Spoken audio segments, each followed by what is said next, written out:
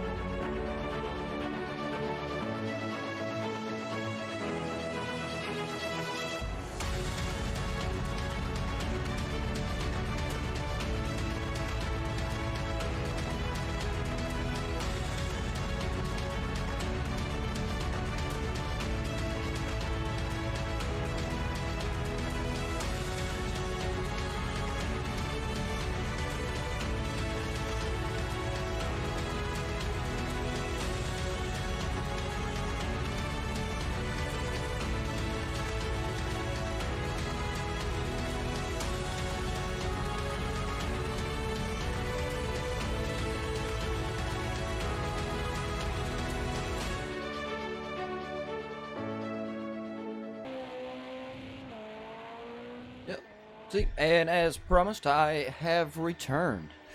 And yep, like I said, we are here for the LMP Endurance. And as y'all can see from the little map box, let me blow it up so I can actually read it.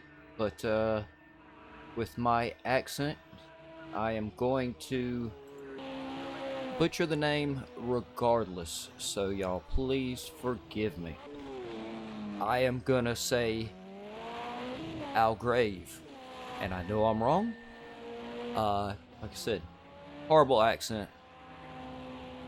And yeah, so I butchered that. Excuse me. Yeah, and it is 4.68 kilometers or 2.91 miles. So yeah, it's decently long track, not too long. 14 turns. They are in, looks like they've got a 10-minute practice, not the 15 that I marked, and they will practice and qualify under light cloud, and they are also qualifying and practicing it at 9 a.m. in the morning. This does have an accelerated time cycle, so these guys will go right through the day, through the night, and back into the day again. So we'll get to see one of the things that Project Cars 2 really shines at, which is their day to night progression. It is actually beautiful to watch. Yep, and I believe these guys, yeah, where I have 15 on the screen, it will be 10-minute qualifying, like I said, light cloud. Oh, as looks like Cashnet's gone to the pit. We'll go out here to Cypher Night while I finish wrapping all this info up. And yeah, and then these guys are in for a 3-hour endurance in the LMP1. Monstrous cars. And this is gonna be, I think this is gonna be a great track to watch these guys go around. 14 turns. This looks to be quite, actually, the map makes it look like it's a really big turn. Definitely a really long front straight. We'll find somebody on that here in just a minute, and we'll see how fast they're getting going down through there.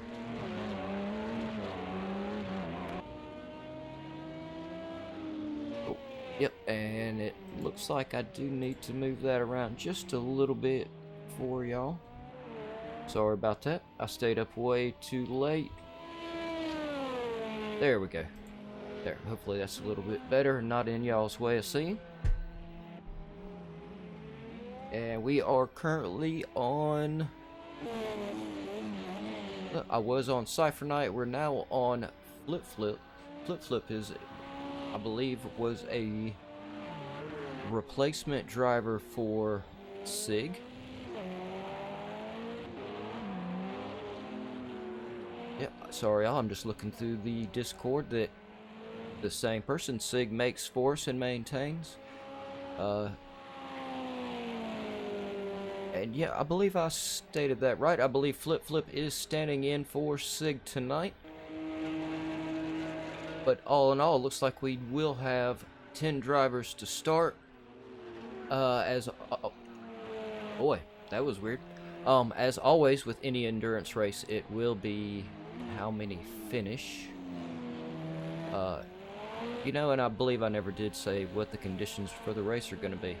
It's actually looking pretty good for these guys during the race. Looks like they'll have some light cloud, and then yeah, they should end on medium cloud. So yeah, actually, it'll be beautiful weather. Of course, looking at the track now and the outside surroundings, it doesn't surprise me. There doesn't appear to be a whole lot of forestry or anything like that around there. So yeah. Okay, yep, definitely up in the mountains. That's why this is such a great track to look at.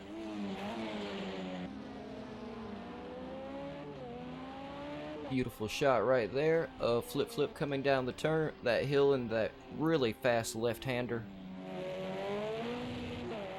That whole hill right there is really important for very fast laps, but also very tough.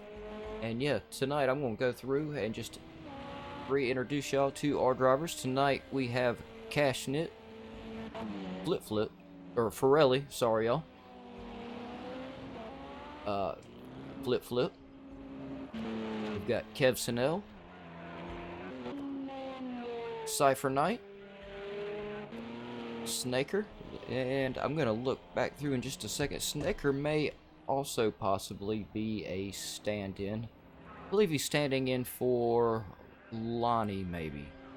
Let me look real quick, because Sig actually made a very extensive Discord channel for us. And yep, there is the replacements room.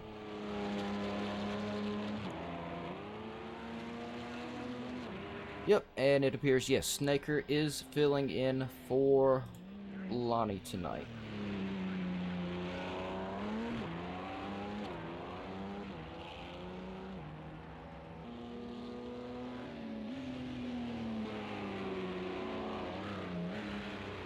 Sorry y'all, I'm just real quick looking over a few messages.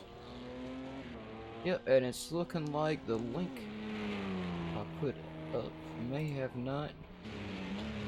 Yep, it's there. Never mind. Alright. Everybody's just being quiet on the chat tonight. And if you are in our Discord channel, you're one of the commentators and you're watching, I am in our Sig also made us a bunch of great live channels, so we got our own commentators box that I'm sitting in at the moment. And you are more than welcome to stop by and keep me a little company for the next 4 hours. Yeah, if you want. All up to y'all. And yep, back to the subtopic at hand. Yep, Lonnie was standing in for Snaker. We also have Toby tonight. Seems I already said Cypher Knight. Seems these guys are moving around in times while I'm going through here. Marcos is in the pit. That's where I was getting down to. Marcos has been having a good run. And here in just a few seconds, y'all, I'll actually put up our standings.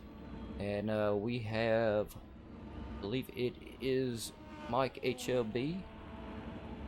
Also tonight. That dang old jukebox, just, you always see him just sitting in the pit. And we also have Interceptor tonight. And this is the last race. And these guys are getting, I'm going to wait just a little bit longer before I pull the standings up here.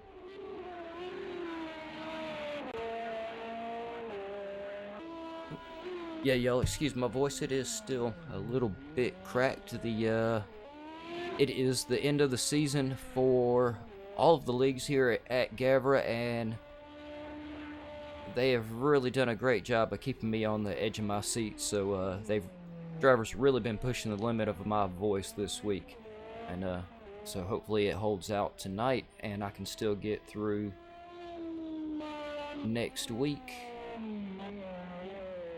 without it completely going out. Seems Interceptor is going to be the only one to take advantage of most of the full practice session.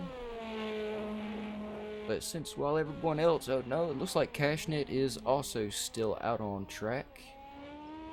But we are getting down to the end of it, so I'm going to go ahead and pull up some standings. We're going to start with team standings, since this is actually a team runoff.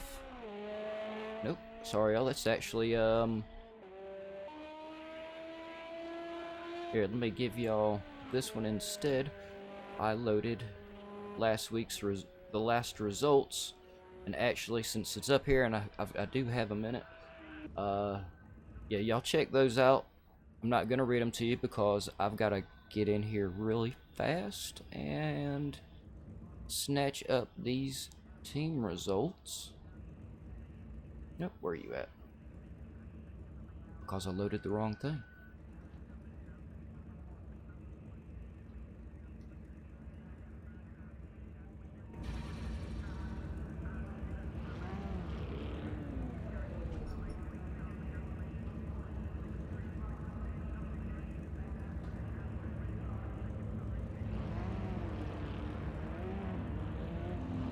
And I correct myself.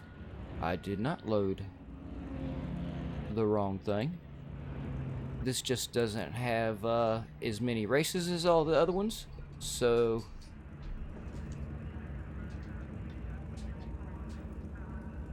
there's not as many legs, and so the lack of not as many races kind of confused me. SIG actually has all these on one page for us. And as we can see, Porsche is in the lead at the moment with 216 points. It looks like, yep, they were in the lead for Hockenheim. They did lose out to Team Audi at Spa. That was a great race.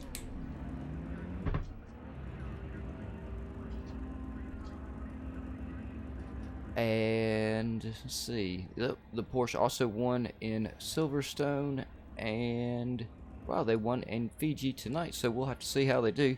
Though I don't know, it depends on how Audi and Toyota, or Audi does. It looks like they could end up beating Team Porsche, but when we look at the individual standings,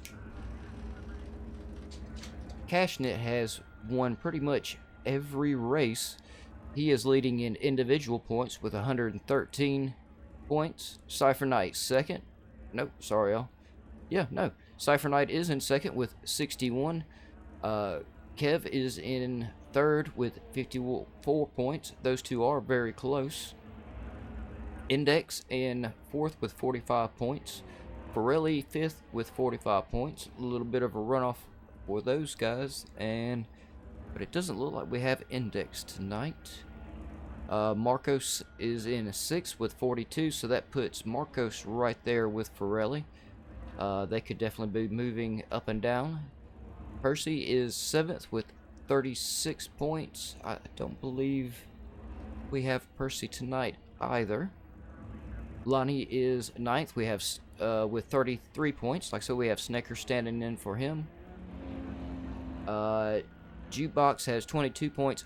How he got points for sitting in the pit the whole time, I have no idea, but he's managed to do it.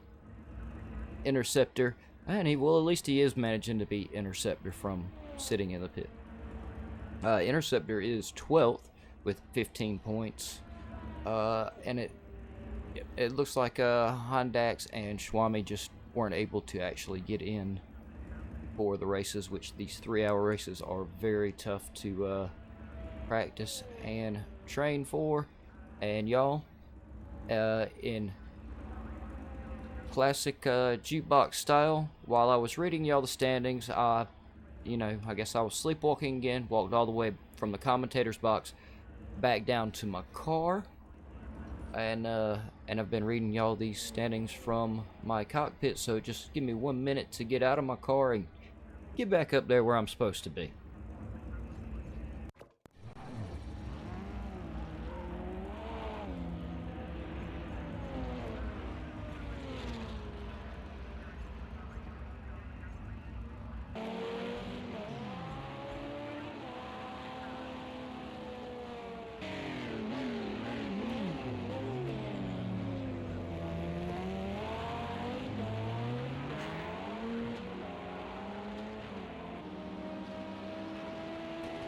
Alright, now that I've managed to actually get back up here where I'm supposed to be, Napu, how you doing tonight? Good to see you on the feed. Yeah, go Flip Flip. Yeah, Flip Flip is usually quite fast, so Cashnit may actually be in for a battle tonight, but one of Cashnit's big strengths is his consistency. Of course, you know, being a complete alien on track helps, but you know, consistency also goes a long way. These guys have managed to get halfway through their qualifying time while I was running up and down the stairs from the commentator's box.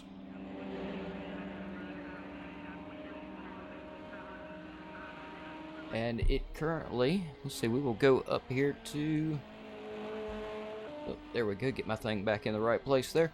Go up here to Cashnit. He is currently setting the fastest time. It's a big track. Probably not going to have a lot of time to get their tires good and hot. And we can see up there we've got a track temperature right now of 53 degrees Fahrenheit and 43 degrees air temperature. I should probably actually go in my own personal settings and set all that to Celsius. Seeing as how for some reason here in America we like to call it the standard, but yet we're the one oddballs that don't do it like everyone else. Yeah, I don't get it. But anyway, yes, Cashnit currently fastest lap 124.21, followed by Flip Flip with a 125.74. Kev is pulling a very nice third at the moment with a 126.96. Oh, as it looks like he did get a... Where is he on track? Oh yeah, that does look like he may have... Oh yeah, he was coming up the hill. Definitely easy to get a little too aggressive right there and go right off the side. Marco's currently fourth fastest lap with a 127.15. Cypher Knight is in the pit, but he is got a 127.98. And Cypher Knight, I think, may just be trying to take advantage of all the rest time these guys get before. Oh, Napu, yeah, Cash is quick. Maybe Flip Flip has good pace, but it's good. I'm hoping maybe Flip Flip has a chance to keep up with him. Hey Joe, how you doing? He's Joe on here rooting for the Radical team, which would be, well, I guess, yeah, Kev and Toby, though I believe Toby is racing for Team Porsche, and I believe Kev is in the Toyota. Let me go up here. I'm going to come right back down here to Snaker and cover Snaker's time, but nope, I was 100% incorrect. Kev is racing in the Audi. Snaker currently with the sixth fastest time, 128.48. Toby is 7th with a 128.64. Some of these guys are very close together with their times. Mike HLB with a 133.23, but y'all remember these races have a little bit to do with time, but they have more to do with, well, endurance. Interceptor in 10th at the moment with a 136.32. It looks like everyone has moved up into the one, except for Mike HLB, excuse me, and Interceptor. They're in the mid 130s, but that is not very far off. And so yeah, I think we're going to end up seeing some, if I remember right, these guys always end up quite close for the first several laps. We're going to go back up here to Pirelli, who has now moved himself up in front of Cashnit with a 124.81. These guys have 1 minute left in qualifying. And you know what? I'm going to grab a quick drink of water. And Pirelli is in. He's pulling the fastest lap at the moment. So let's take a last minute ride around on his cockpit while I grab me a drink.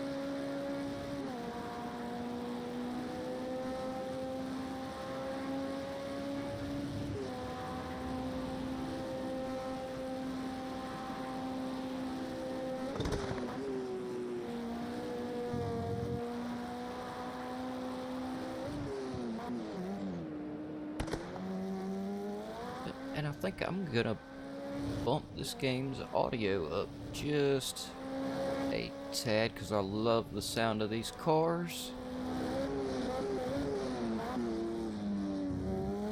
But if I turned it up too much and y'all can't hear me over the cars, then let me know.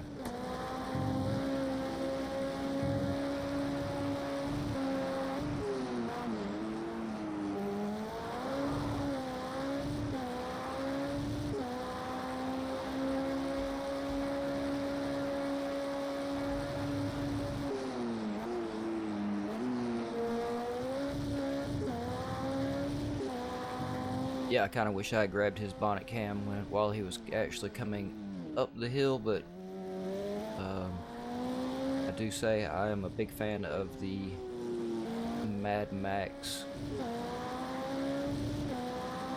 bonnet cams. But let's get back over here to the actual trackside cam.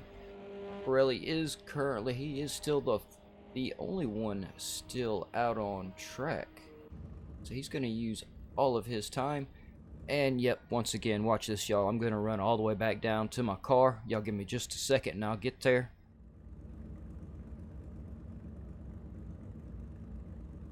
But we will be starting with Pirelli in first, Cashnit second, Flip third, Interceptor fourth, Marcos in fifth, Kev Sinel in sixth, Cypher Knight seventh, Snaker in 8th, Toby 9th, Mike HLB in 10th, and look at that jukebox. He's going to start in 11th, but I think he's running around circles around his car right now, trying to figure out what he's doing. Yep, see, told y'all that's what he was doing.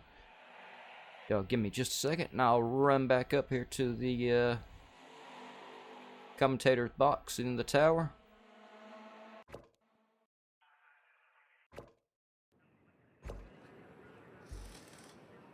Nope.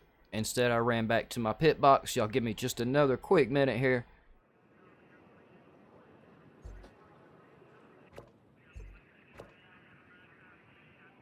Alright, so now y'all got to give me another minute because I'm out of breath from all that running around.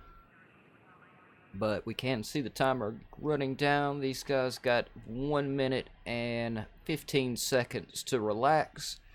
And then that's going to be it for 3 hours. No relaxation whatsoever, and I'm going to take advantage of that also.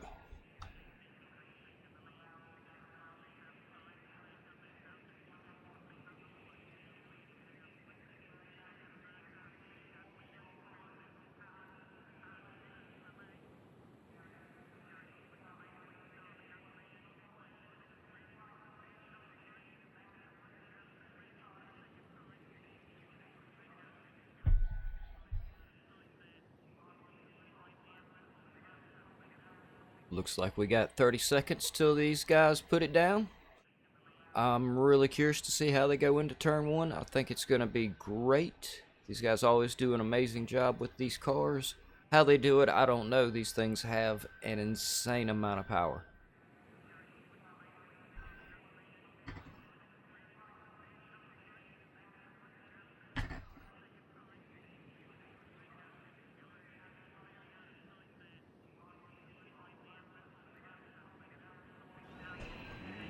And there we are. These guys should be sinking in.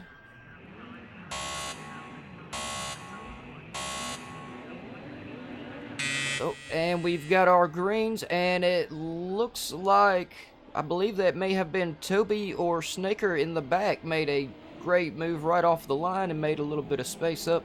But we currently are on Cashnit. He has managed to get out in front. Pirelli is in second, Interceptor's third. Marcos is fourth. It was Toby. Toby's up into fifth. Mike HLB into sixth. Flip Flip has fallen down to seventh. Kev Sinell has fallen down into 8th, Snaker is in 9th, and Cypher Knight is in 10th. These guys definitely pushing really hard for the first lap. Can they keep it up for... How fast are they doing this lap? What did they say? What was it? 120s. They've got 3 hours. That is way more laps than I can do the math for at the moment. So we've got to see if they can keep this kind of pace up for the entire time. Oh, as we can see, the race director has decided he is going to be absolutely brutal today, as he is already punishing Pirelli. But Pirelli is still right there with Cashnit. Let's get up here and check these guys out real quick, and then I'm going to go down here to the back because we have Mike HLB and Toby are still battling it out, though they have they haven't fallen very far behind though. Oh no, it looks like Mike HLB has managed to stay on track. Who was that? Oh no, that was Toby for the Team Porsche that got really wide right there. Some of the camera guys on this track are a little bit slack. They like to get a little off of the action sometimes, so we couldn't quite see exactly what happened there. Let's go down here to Cypher Knight. Cypher Knight right on top of Mike HLB, looking to make himself some ground up on the second. Oh, excuse me, y'all. On the second lap.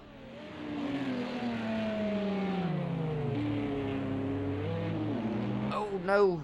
Looks like Cypher Knight put the power down just a little bit too early, but managed to do a really good job of catching his car, and he still is within 1 second of Mike HLB. I have to say, I believe these right through here are some of my favorite camera shots through this whole game. I love to watch these cars around this turn down the hill, along with up the hill the previous one. One of these days I'm gonna try to actually learn these turn names for y'all. It is something I should probably know, as McCaleb has spun it, but it looks like he is gonna manage. Nope, he's gonna fall a little bit behind Snaker. So Cypher Knight's persistence is paying off. He is moving on up through the track, and remember, these guys are only 4 minutes into a 3-hour race, so Cypher Knight is on the right track with staying nice and steady. Pirelli has fallen down to third, with Marcos right behind him now. This also is going to be a race of pit strategies, so we will have to wait and see what these guys have up their sleeve. That's a great camera shot of those cars coming over that hill.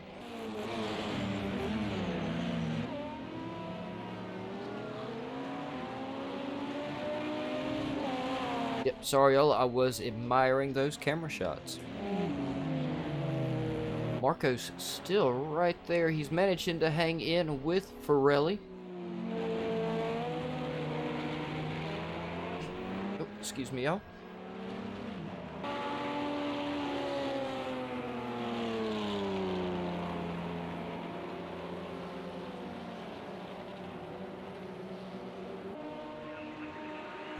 And it looks like, I believe we can see Toby's going through the pit. He may have picked up a little early damage, which with this long of a race, yeah, it's my personal opinion, I think it's best to go on in, get it out of the way, get back out on track, because yeah, they have 2 hours and 55 minutes to go.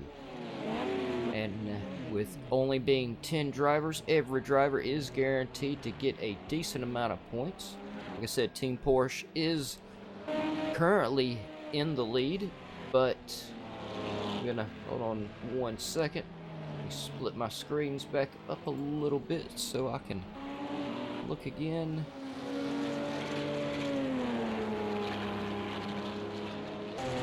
Yeah, the Audi team isn't too terrible far behind. Porsche with 216 points, Audi with 187. So like I said, if Team Audi does, all of Team Audi does really good during this race, they could stand to outscore Team Porsche. Maybe somebody in the chat that's a little bit better with math than I am at the moment will run the numbers and let me know if they do stand that chance.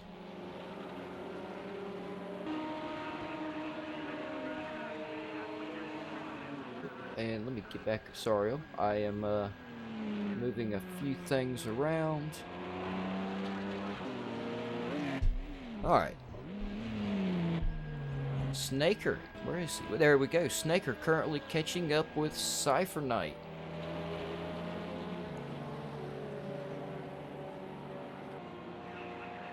Oh, these two being very fast down the straight. Looks like Cypher Knight was doing everything he could to get Snaker out of his slipstream, but just was not able to do it. Definitely coming down that long straight. If he could manage to stay in Cypher Knight's slipstream with the energy recovery system that these cars have, he could have deployed it and definitely gone for the move there. But right now he is definitely putting the pressure on Cypher Knight. Yep, that's definitely a little too early in the race for me to be trying to yawn.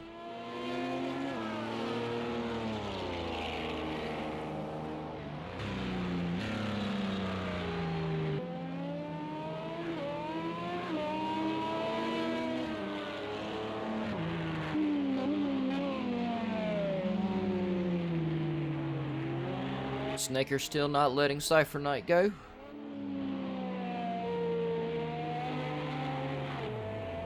Oh, but he got down on the power just a little bit too early there.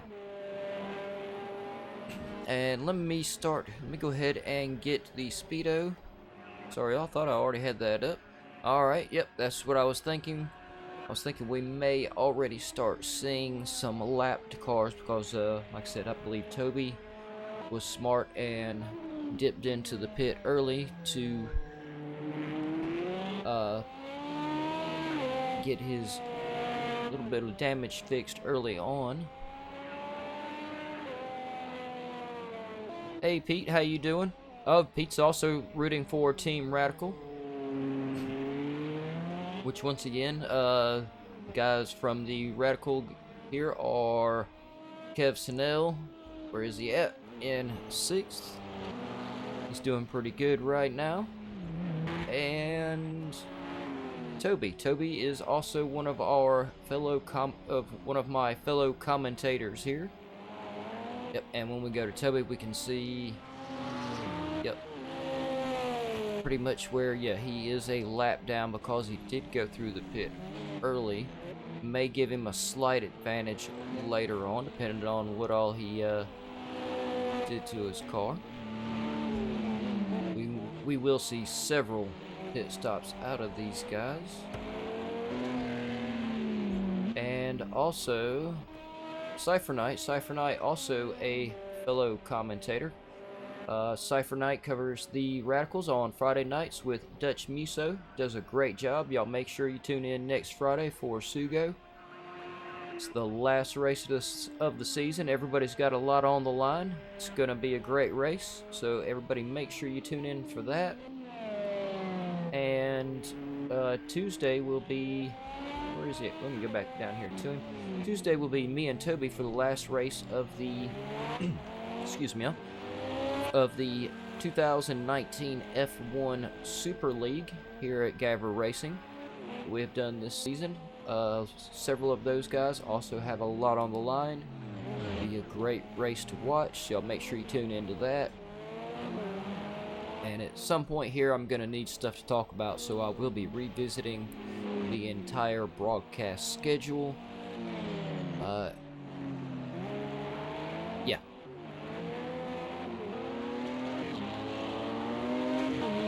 I've been waiting for that, Joe. Yes, he's doing a lot better today. He did find the pit. Though I will try to defend him a little bit. The pit on Sonoma right there, that layout is a little tricky the way it goes. But you would think he would have found it after the first time. You know, I myself went right by it. You know, one time when I was practicing. Yeah. Pete also ripping on Toby on his pit strategies and inability to sometimes find the pit. For everybody watching, Toby had just a little mishap. Make sure y'all go back watch yesterday's race. He had a little trouble finding the pit entry, and as I understand it, he had that trouble more than once. And I get to have my own fun picking on him because as someone who commentates alongside him, I know he would do the same to one of the other drivers. It is all in... It's all good banter in good fun here at GAVRA Racing. So let's go back up here. Let's see who is... These two are not... Okay, they are not on the same lap. This is Toby trying to unlap himself. I believe that is... Who is that he is behind?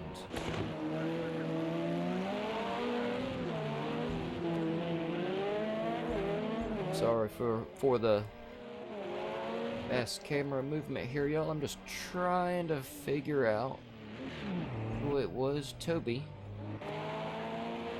was behind there. He is doing a really good job. He's managing to ride a front marker's draft out right now, and he'll save a lot of fuel doing that, which is gonna have, or can potentially have, a big impact on this race. And hopefully whoever it is in front of him and Toby both have their tracks markers on, so they know that they are on separate laps. But I'm pretty positive they do, as that is one of the rules here at GAVRA Racing.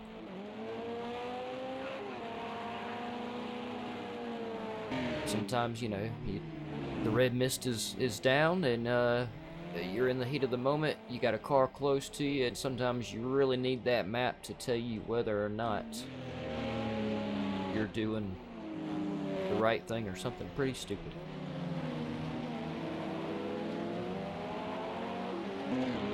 Alright, so we do know that is a Audi, so let me check in on who is Kev Sanel. Oh, it is not Kev Sanel. Could it possibly be Snaker? I believe it is. So Toby would be... Yes. Oh, it looks like Toby did hit the power just a little too early right there. That is quite a tricky little area. Really, you got to get it just right. It's a very fast... Or deceivingly, you can take it a lot faster than what it looks, but it's actually a pretty fast uphill to the outside of the track off camber, left hand. I believe that thing's about 120, possibly 180 degrees. So yeah, you get it right, and you got it right. If you get it wrong, well, then you got it wrong. There's not a whole lot of in-between on that one. Well, I mean, there is, but the in-between leaves you quite slow. 15 minutes into this race, we are sitting with Cashnit in first. He has a 4-second lead now over Interceptor. Where is Interceptor? Interceptor also coming down the straight. Interceptor in second. Pirelli, though, not very far behind Interceptor.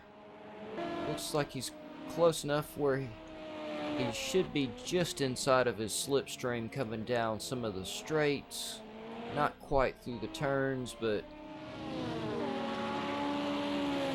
of course, you know, I believe this is one of those cars where the dirty air from the car in front of you definitely affects your front downforce.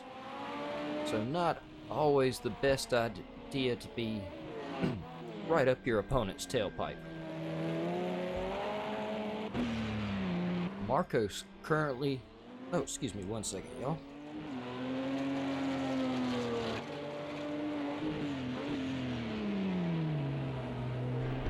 Okay, that's a little bit better. Marcos in fourth. He is that 14 seconds behind Pirelli. Like I said, keep saying this is an endurance race. These guys still have 2 hours, 40 minutes to go. I'm going to go back up here to Pirelli because Pirelli has managed to completely close the gap on Interceptor. This race is all about strategies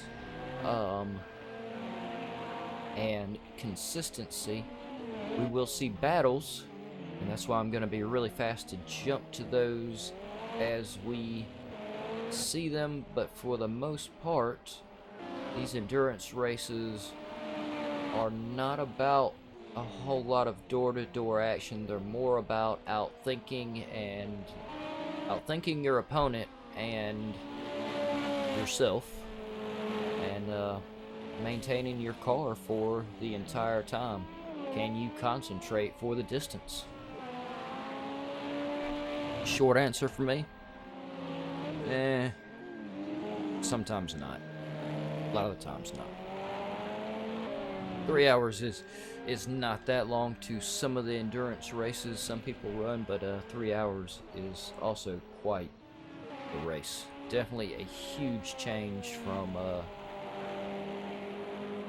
believe a lot of people tend to run 20 to 40 minute races, so a 3 hour race is a lot faster, or a lot longer than that.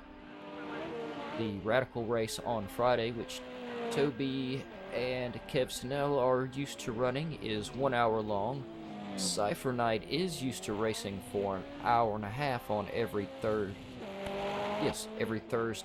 in the GTEs. Y'all should check that out. So he is used to racing a little bit longer, so he'll have a little bit of... I'm talking about him, I might as well go down here to him.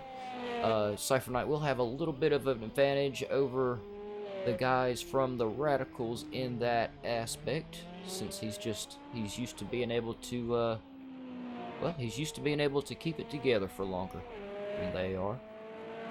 Cashnit and Flip Flip, I believe, are in the GTEs.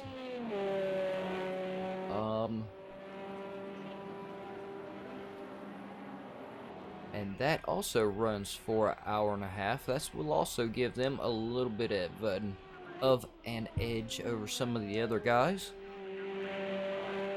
Just seeing as how they're used to keeping it together longer.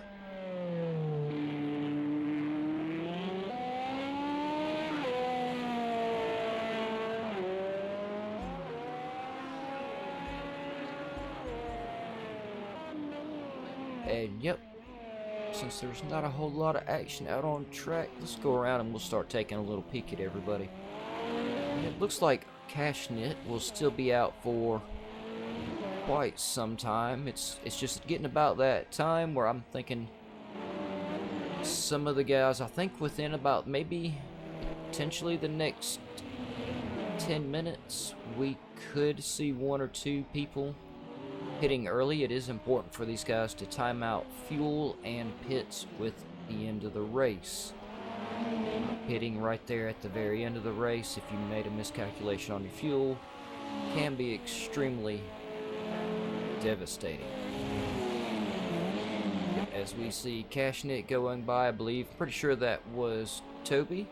Yep, it was, yes, it was Toby, a fellow Porsche team member. You always get good respect out of front and back markers here at GAVRA Racing.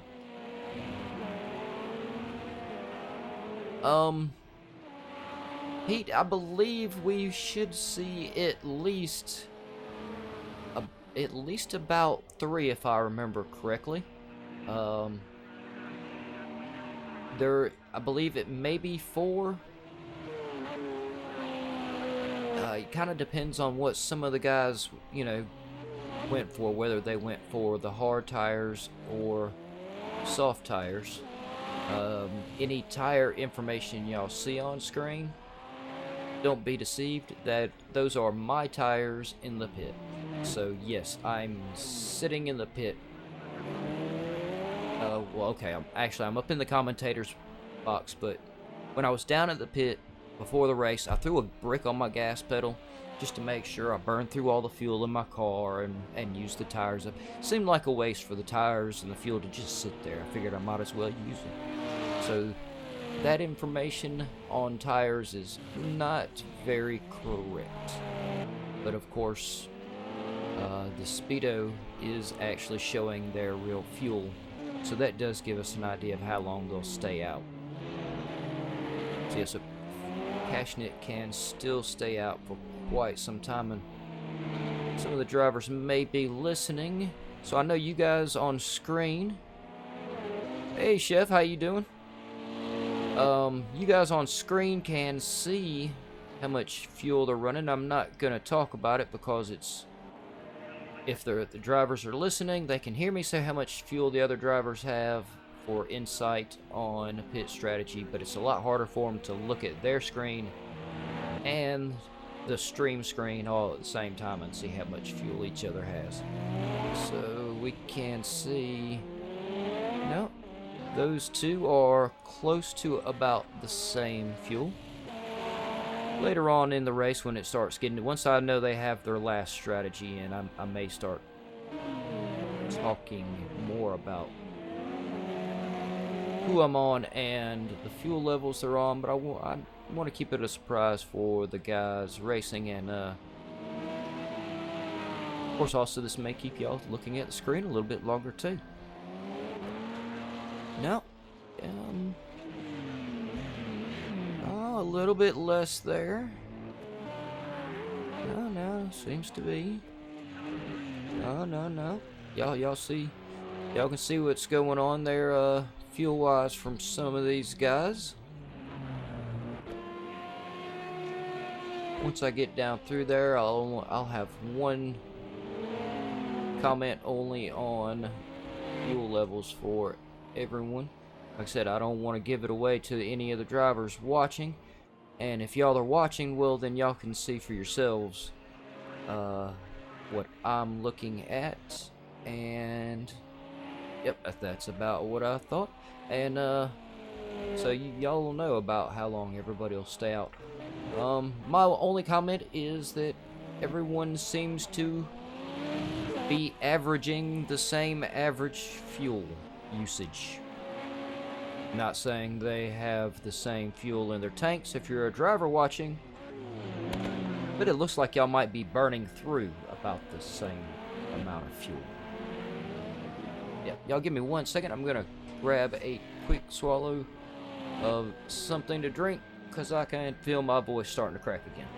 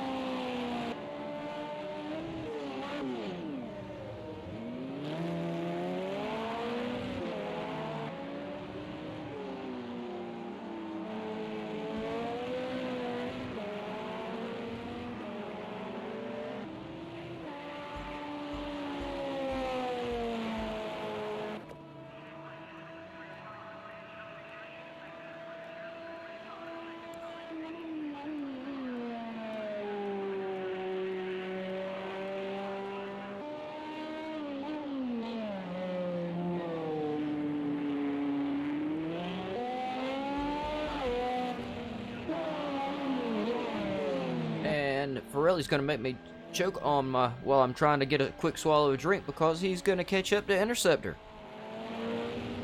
And Flip Flip is going to catch up to Marcos.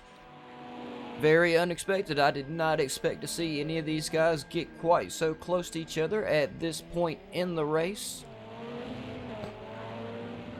Oh, excuse me, y'all. We are still going to be a little ways away from the pit stops, despite my earlier statement of we could see early pit stops. So these guys are gonna stay out and run longer than I thought, but I think I forgot what I was saying earlier, and I was saying something about just the strategies not only differing from fuel usage and how much fuel they're carrying, but some of these guys are gonna run softs, change tires when they take fuel. Some of these guys are gonna be driving on hards and are gonna try to do 2 stints per set of tires, which, looking at the track temperatures, they should, I believe, could possibly do quite easily if they're on hards. Just not sure how that compares to the time it takes to change tires in the pit, and whether or not they can actually run faster laps on the softs. Let's get down here to Flip Flip. He is currently catching up to Marcos.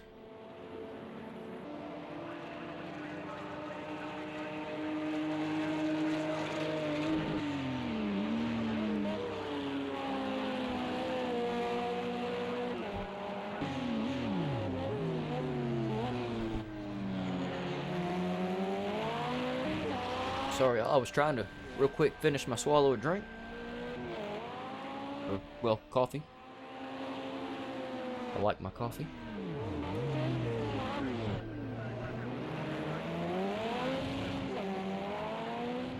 Flip Flip is floating in and out of the 1 second range of Marcos, but all he has to do is keep up.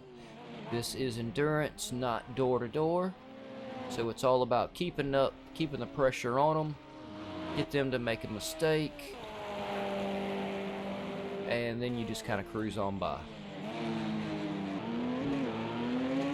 I believe, as Sig would say, just a nice Sunday ride for 3 hours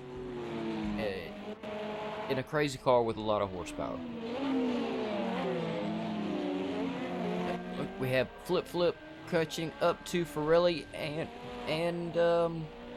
I'm sorry, y'all. Flip Flip catching up to Marcos, and Pirelli catching up to Interceptor.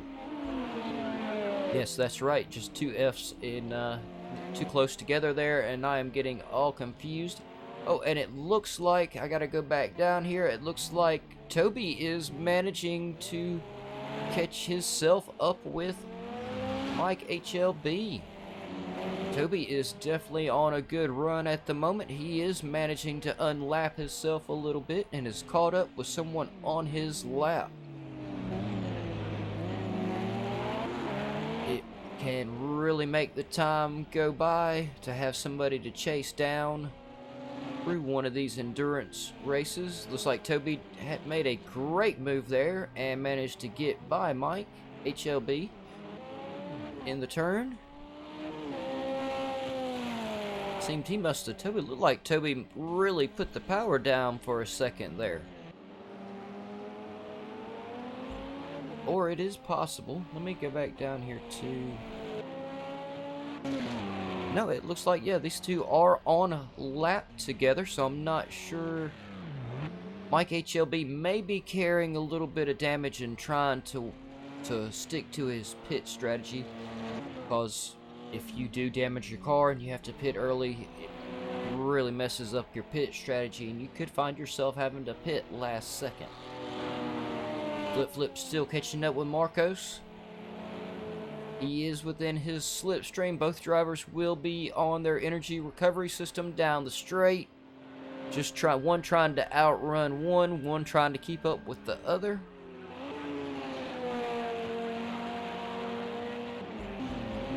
Go up here to Pirelli. Pirelli is closing the distance too. sorry y'all, to Interceptor.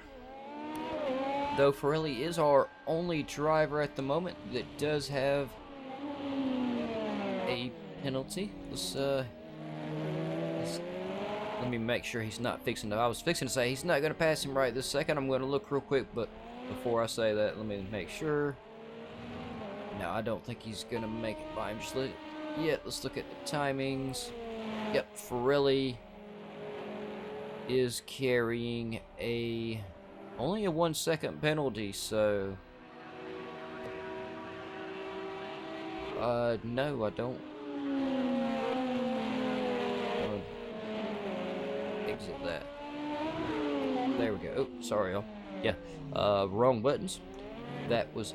Oh, I believe Pirelli found a glitch there in the middle of the road. It looked like. That was quite odd. He may have hydraulics on the back of his car. We don't know.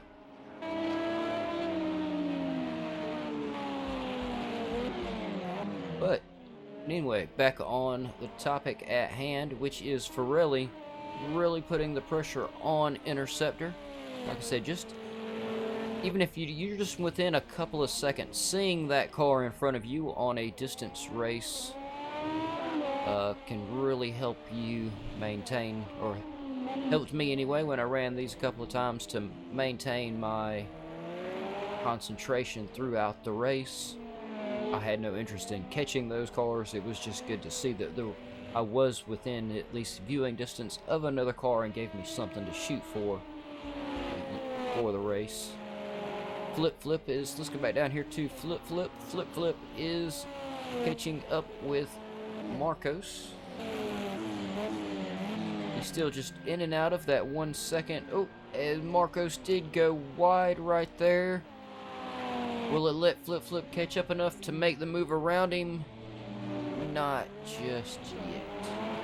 We will see this soon, I believe.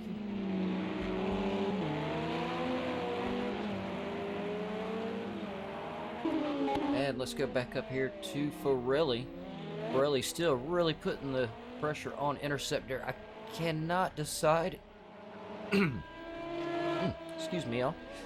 Cannot decide if Pirelli is just riding out the distance or if he is actually trying to get around Interceptor. That could actually go either way. 2.5 hours left still. These guys have just made it into the first 30 minutes of this 3-hour race.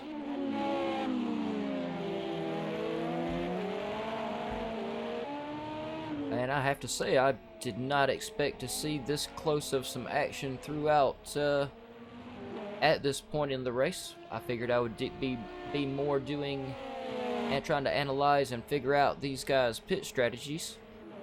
Though, like I also keep saying, if you like these two have got, you've got somebody there close to drive with and drive the distance. It can benefit you both a lot. As Interceptor goes wide, Pirelli does make the move. Well, not the move. He just gains the position.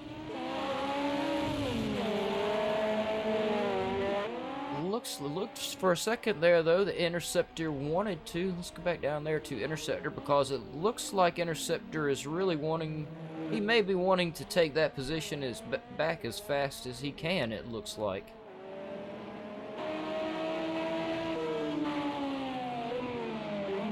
And y'all can see on the screen how much fuel these guys do still have.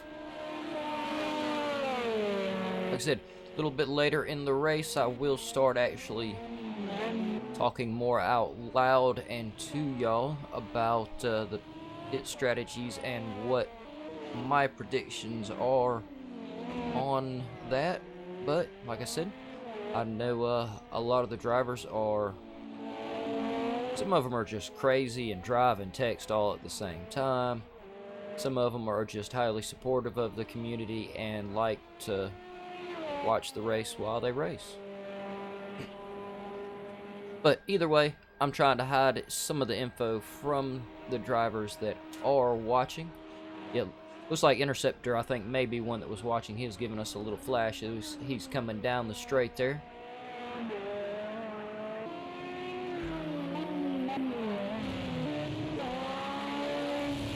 Interceptor still just outside. He is within 2 seconds of Pirelli, though. And so real quick, we're going to do a... Oh, nope. I got to go back down here to Flip Flip. Flip Flip is... No. Y'all... I hope y'all saw it too. We saw the triangle pop up showing he was within 1 second of Marcos, but these two have been right there together for quite some time. These two may actually be trying to ride out more of the distance and the long-term pressure.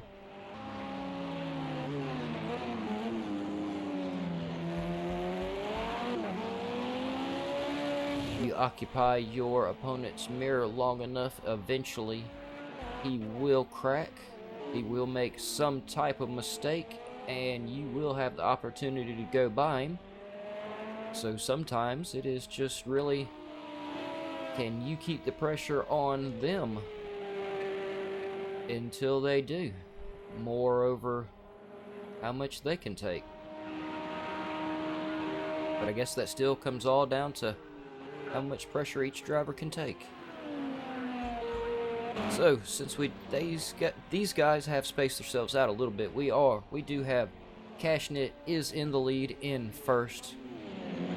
And yeah, he has a 8-second lead over Interceptor at the moment. Pirelli doing a great job holding on to second. Yep, as we can see, it keeps popping up on the screen. Marcos and Pirelli are still... They're hanging right there with each other. I think they're going to try to go this whole race with each other. I know Marcos and Mike HLB, a couple of the other guys, do a great job at figuring their fuel loads. Interceptor is currently in third. Actually, I'm going to start all the way over, y'all, and I'm actually going to even say I'm going to talk about their lap times because this is a long race. I need a lot to talk about. And yeah, so back up here to Cashnit in the lead. His last lap was a 1:27.55. So very close to what he was running in qualifying. A few seconds more, but quite representative. Pirelli in second. His last lap was a 1:26.53. And as we can see there, when Cashnit went across the line, he improved to a 1:26.5, so he actually picked his pace up a little bit there. He decided he needed to go a second faster, even though he already does have a 8-second lead over Pirelli, who is his closest opponent. Though, yeah, I guess I don't blame him. 2 hours, 20 minutes to go. An 8-second lead can disappear very fast within 2 hours and 20 minutes. Interceptor in third. His last lap, a 1:26.919. Yeah, but yeah, he's in the Toyota running in the 919. Marcos in fourth. Last lap was a 1:28.62. A lot of these guys very close to what they were running in qualifying. I'm very impressed. Usually race pace is several seconds faster, but though a lot of races are more about that door-to-door action than this is once again all about keeping it on track, staying consistent, and outthinking your opponent, and also out-mathing your opponent for fuel loads. Oh, as we see Kev there, I believe, in the... Yep, that was Kev going a little squirrely there. Are these two? Let me look at the map. Nope, these are front and back markers. So Kev is coming up on a... Kev's really wanting by his front marker to try to see if he can outlap himself. Maybe we'll see in just a second who his front marker is. Let's see, 1 minute 30 seconds. I am guessing. Nope, it is not cashing it. It is not Forelli. It's not an interceptor.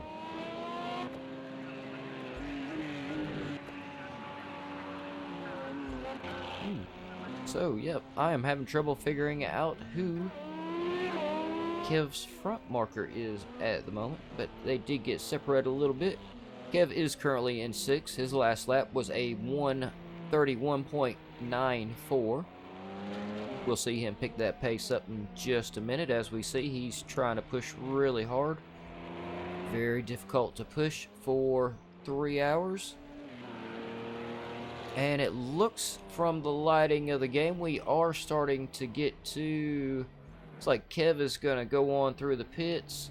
Yep, Kev down to 4.1 liters of fuel. He's going to go ahead and take him some fuel. So yes, now is about the time I guess we'll start seeing some of the guys starting to come through the pit. I was just fixing to say, from the lighting, I believe we are... It is about mid-afternoon now. These guys did start at 9 a.m. in the morning. So already been driving for quite a while, which since Kev went on through the pit, that has promoted Cypher Knight into 6th. His last lap a 1:31.86. Snaker is 7th. His last lap a 1:29.16. Kev is 8th. Yep, we already covered Kev. Let's go on down here to Toby. Toby is in 9th with his last lap was a 1:31. Yep, as y'all can see on the screen, y'all can see some differences between what some of these guys have got as I've gone through. We have Mike HLB in 10th. His lap was a 2:6. Last lap was 2:16. He must have had a little trouble there. No, actually, it's looking like he may have possibly pitted, and I was a very slack commentator and didn't see it and tell y'all about it. Could always happen. Joe, let's see what Joe has to say. How you doing, Joe? Good to see you in the feed.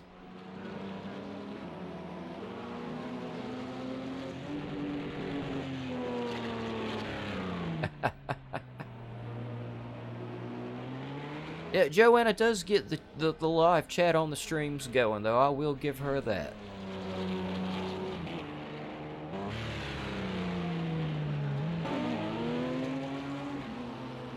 Oh, and it looks like I'm not quite able to tell my time too good, y'all. Actually, from the lighting, it looks like we are definitely late, very late afternoon, early evening. As we're gonna start here very soon, get to see where some of the places where Project Cars 2 really shines. Like I said at the beginning there. Oh, Caleb having a little trouble, though. He may be trying to get out of the way for a front marker. We'll go up here to our leader, Cashnit. Still with his 8-second lead. Yeah, back to what I was talking about. One of the places Project Cars 2 really shines is they make a beautiful time progression from day to night cycles. I'm gonna tell you what, while that is going on, the drivers are a little separated. I believe this driver will Cashnit will still be out for a little bit longer. Let's take a quick run through, let y'all have a quick look at everybody watching. I'm not gonna talk about it yet, but I'm just going through the drivers real quick so y'all can have y'all check out the fuel levels that everyone has. Y'all can give y'all a little bit of insight as to what's going on here. I see down there, I see, yep, Flip is catching up to Cypher Knight. But I still want to keep going down through here, let everybody get a quick look at everyone's.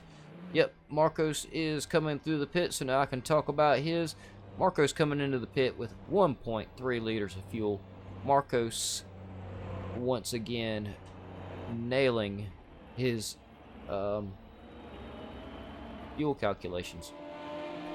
Flip, though, now has Cypher Knight right behind him, putting on the pressure. So Cypher Knight driving very consistently tonight, and it is paying off very well. If he sits right where he is at the moment, which is 6th place, he will finish quite nicely. It'll net him some nice points on the individual points, and should let's see here. Let me divide my screen up so I can have a look and see. Oh no, Cypher Knight is actually in 2nd. I don't know. Cypher Knight, I believe Cashnit is gonna be the winner in individual points, though this is a team runoff. Cashnit is gonna take it for the individual points. Cypher Knight could still stand to lose out to Kev. So let me get my screens back together here. Where is Kev? Kev is down into 8th. So yeah, Cypher Knight is looking fantastic to hold on to his 2nd place in the individual points for the LMP1 car championship, endurance championship. But Cypher Knight now has Marcos coming in close behind him. We can see our leaders are going through the pit, everyone pitting right here at the beginning of the night cycle.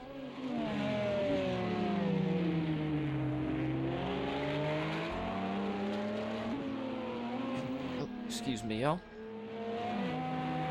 Cypher Knight, yep, y'all can see what's going on right here. You look at these guys' fuel levels. So these guys definitely locked into combat. As I believe Marcos is going to take it up the inside down the straight and manage to hold on.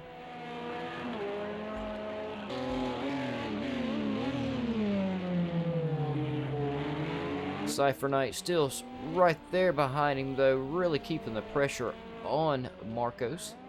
Once again, these guys have no idea how much fuel each other are running, so they don't have too much of an insight on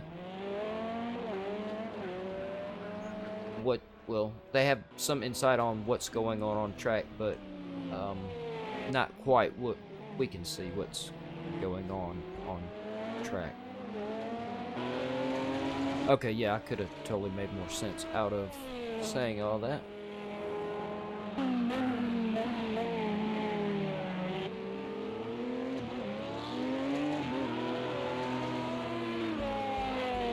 Yep, Cypher Knight still right there on the back of Marcos, but there we go, y'all. And Snaker is going through the pit. I did not see how low he got on fuel. Looks like he's taking a fairly heavy fuel load to come on out, though. Or, well, not heavy, just he filled up just like pretty much all the guys are doing. It's the middle of the race. Everybody's going to take a full tank of fuel when they come in. We got Toby right here. Some of these drivers closing in.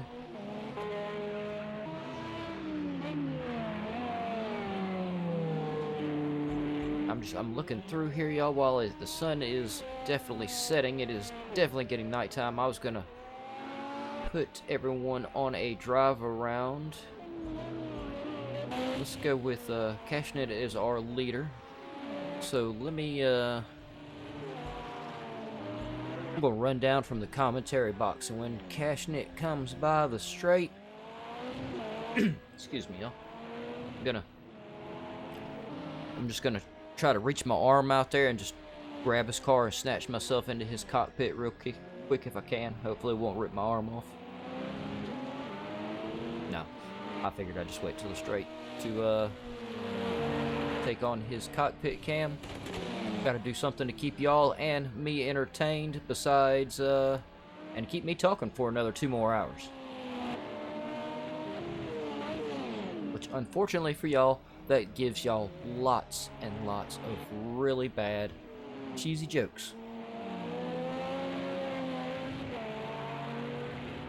Alright, so where is our leader? Our leader is coming down. Yep, the very extremely fast downhill right hand.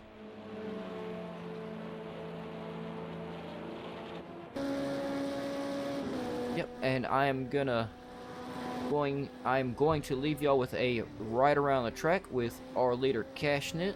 Currently has a 8-second lead, and I'm gonna grab me something to drink, and I will be right back.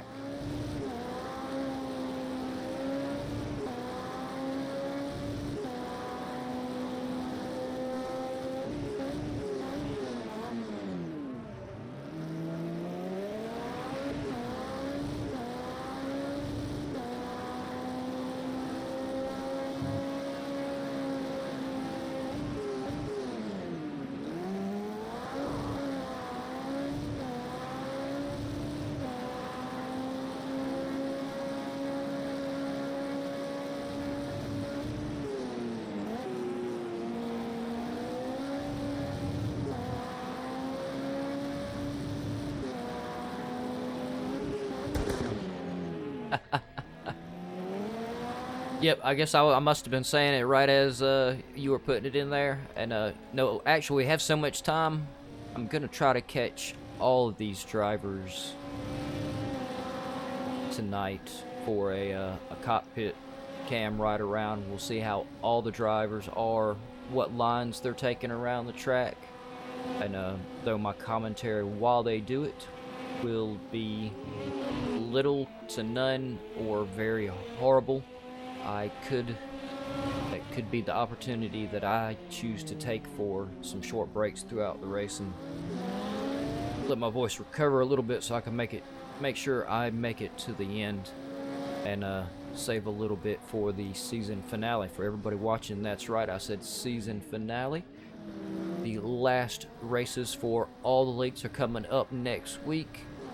We have the BMW on Monday. There are some very close runoffs in points, along with the Group C F1 2019 Super League.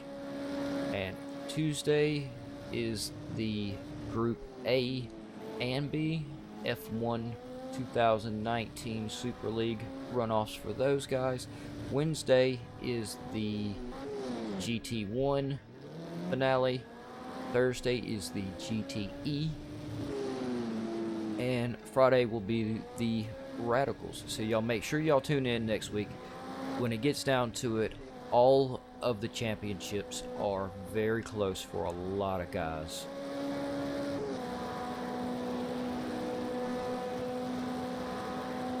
Hey, Chef says he hates these LMPs. He thinks his brains are too slow. Now the LMPs are beautiful. They're kind of like a big Radical, really. The LMP1s with the all-wheel drive, you do have to drive a little bit different. But for the most part, I find the LMP1 car or the LMP cars all the way across the board handle about like the Radical. They actually handle beautifully. A lot of downforce. You can really get them in a turn and put the power down. And of course, as Sig would say, you can really drive with your and steer with your foot in the LMP cars.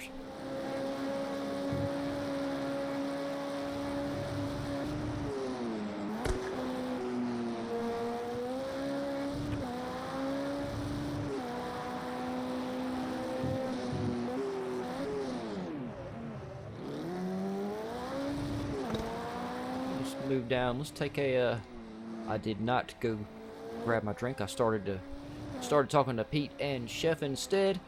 I'm going to move us down here to, if I can figure it out, yep, there we go, to Forelli, and this time I am actually gonna grab a fast drink and probably hotbox about half of a cigarette, which I do not recommend anyone doing. Cigarettes are very, very unhealthy.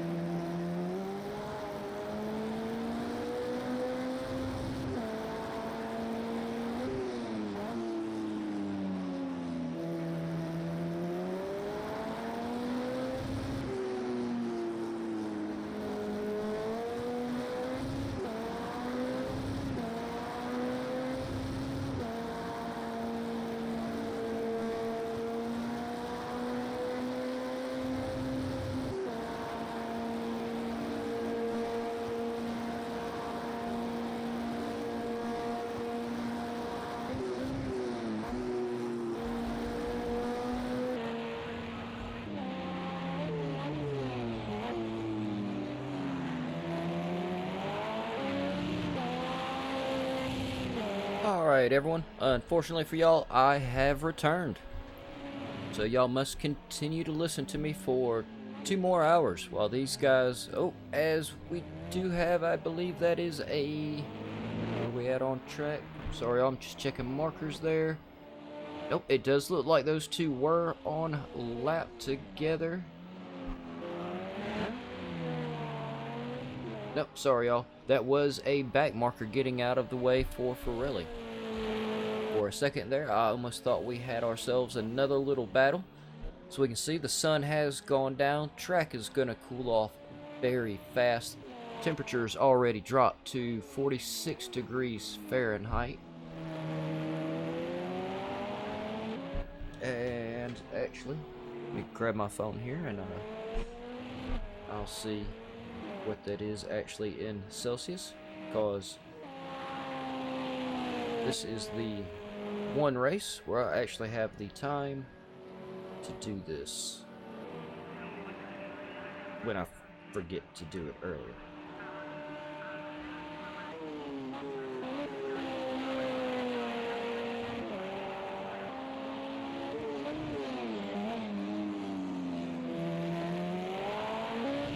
Alright, so yeah, we have a current air temperature of 7.7 degrees Celsius. Now I know why us Americans use Fahrenheit instead of Celsius.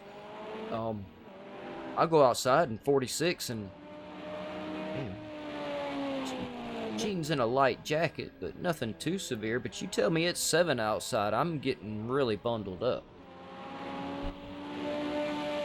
Though I still have to say, I don't know why we have to be the oddballs and call ours standard when I believe it's about 99% of the world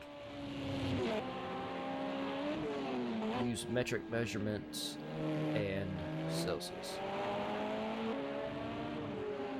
Go figure.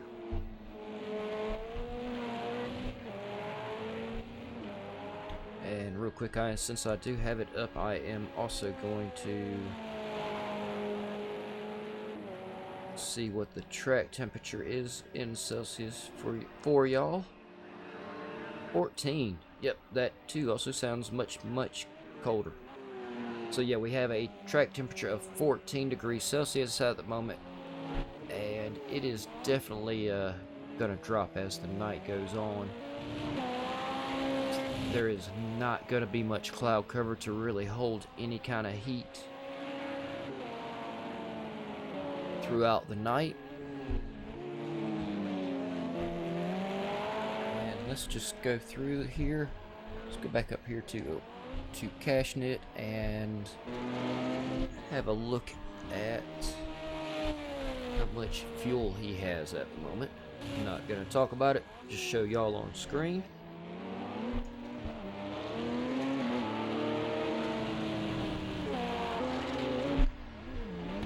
These guys, they are only 2 hours in. Me and the drivers have survived the first hour of this 3-hour endurance race.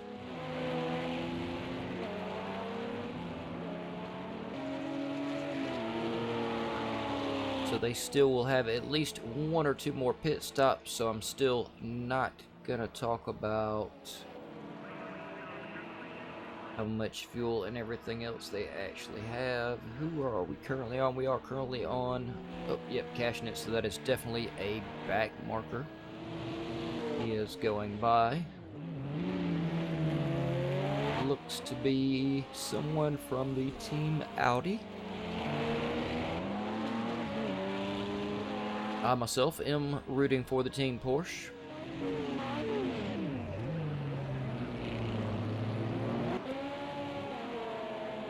Pirelli still in second. We see these guys, if you're looking at their lap times along with their fuel level, these guys are still running they're running extremely consistent laps. The guys that started out in the 126s are still in the 126s. The guys in the high 120s are still in the high 120s. Everyone's still running very representable times to what they ran during qualifying.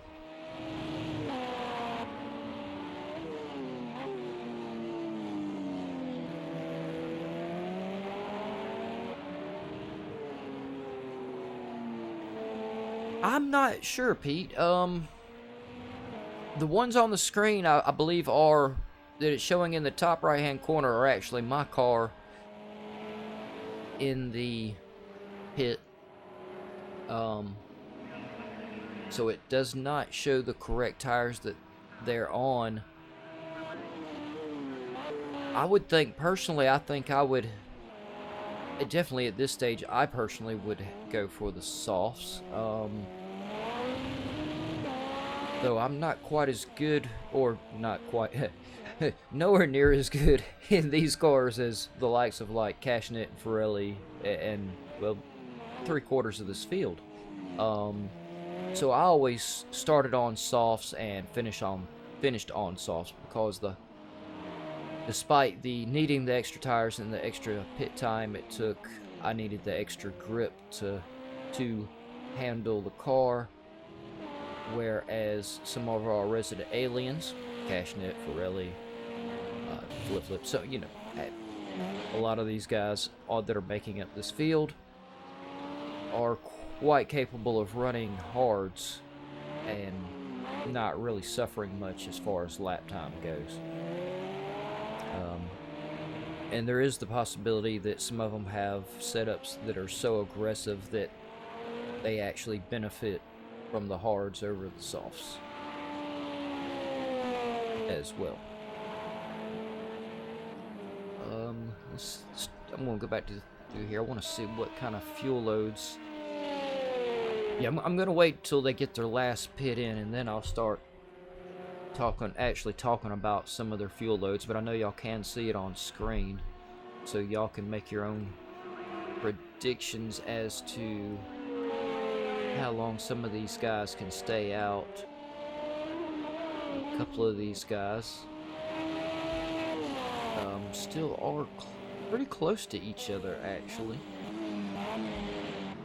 Let me first, before I do that, finish going through the field.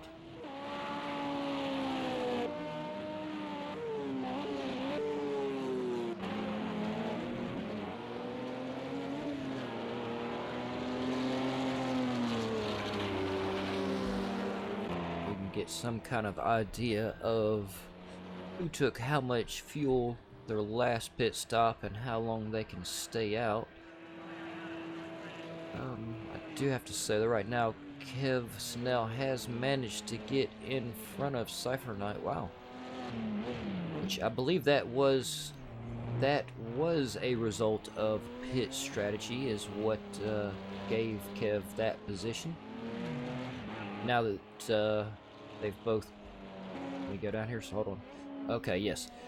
Cypher Knight has already taken his first pit, so yeah, while they were in battle earlier, the drivers, they couldn't see it, but we could see on screen when I was showing their fuel levels, while they were on the same lap and in battle, Kev had already pitted and had taken a massive amount of fuel, where Cypher Knight, excuse me, y'all,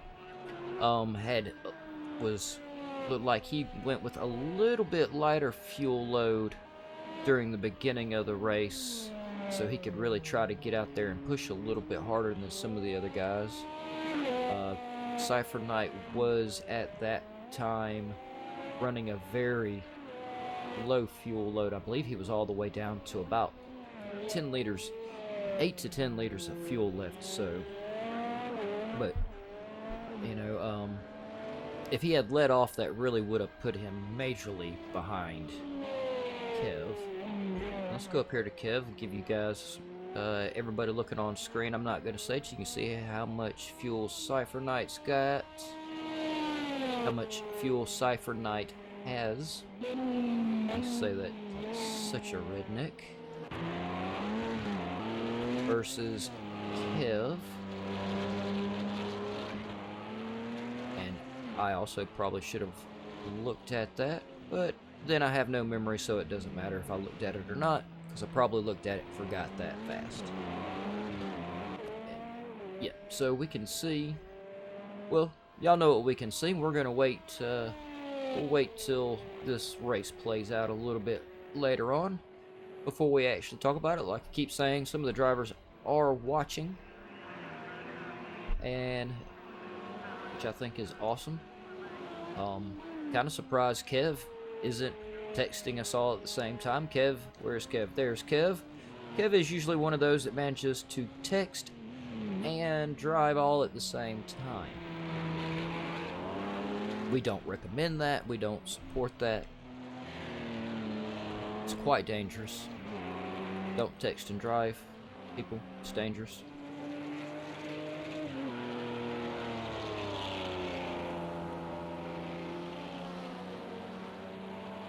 Though I guess, is this one of those points where I can make my own rip on the drivers, Joe, and say that well, I guess though if Kev was old enough to actually have a driver's license, he would know that, you know, he'd be old enough to know he shouldn't text and drive. But seeing as he's still a young whippersnapper,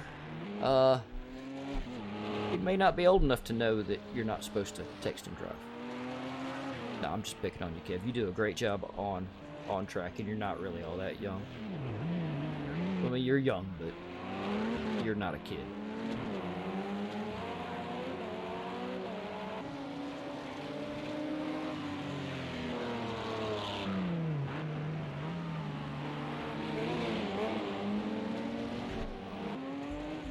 Let's see. Let's go through. Let's take a look at how much time is separating some of the drivers.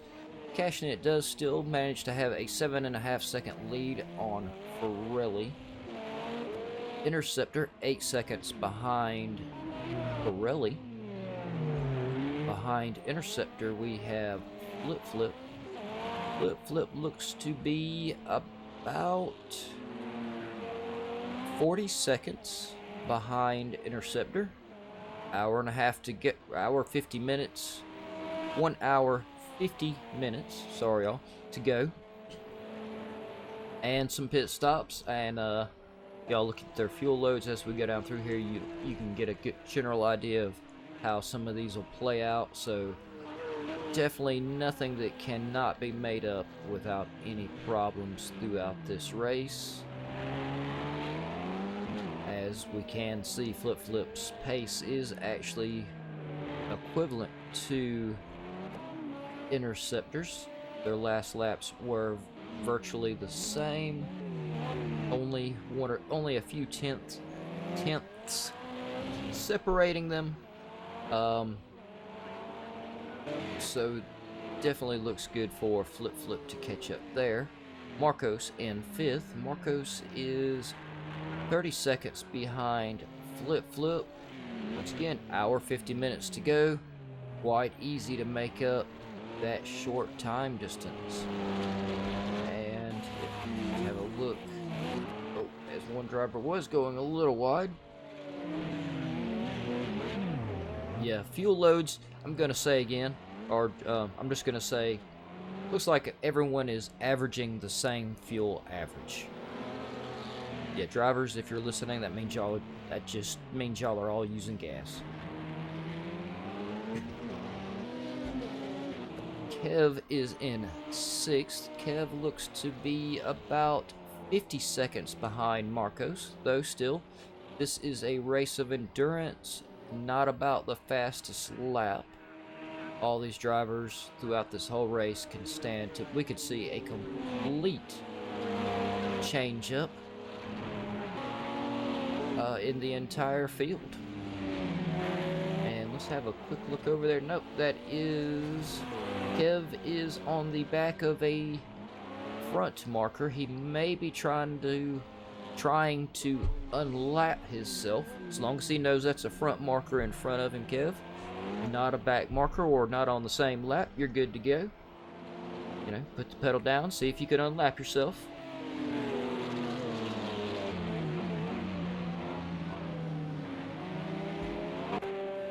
And Cypher Knight in 7th at the moment. You know, I have a feeling that may have been Toby back there with Kev. Let's see, where am I with Cypher Knight? Yeah, Cypher Knight 7th. Cypher Knight 55 seconds behind Kev at the moment. but there's so few. There's a decent distance between these two, between Kevsinel and Cypher Knight, in points where that if I don't think if Kev would have to basically bring home like second place, I believe, or a minimum of third, I think, to beat Cypher Knight in the individual points in this series. So Cypher Knight still, I do not believe, is in danger of losing his second position in the individual points from Kev. While it's close, like I said, I think Kev would really have to bring it home and bring home the bronze at a minimum. And let's go down here to Snaker. Snaker is only, Snaker only about 9 seconds behind Cypher Knight. Looks farther on the track map than it actually is. On the track map, it looks like he's quite some distance back there, but on the timings, actually showing him within about 9 seconds. Though it would not be the first time we've seen a glitch like this. And I'm looking up there, we are currently, CashNet has started lap 50. We are not quite halfway through. 1 hour, 45 minutes to go. Lap 50 has been started. I would think that should put these guys somewhere in the neighborhood of around 120 laps plus for the night. It looks like we have lost someone at the back, because I was fixing to say Toby is sitting, had moved himself up, but then I noticed, we have dropped Mike HLB. These endurance races are very, very tough to get through. Not only are these drivers racing each other, themselves, you're also kind of hoping that the PlayStation server lets you stay connected that long, which sometimes can be iffy. PlayStation just didn't put a whole lot into some of their servers, Project Cars 2 servers being one of them. So disconnects happen, we all know it does, happens to all of us.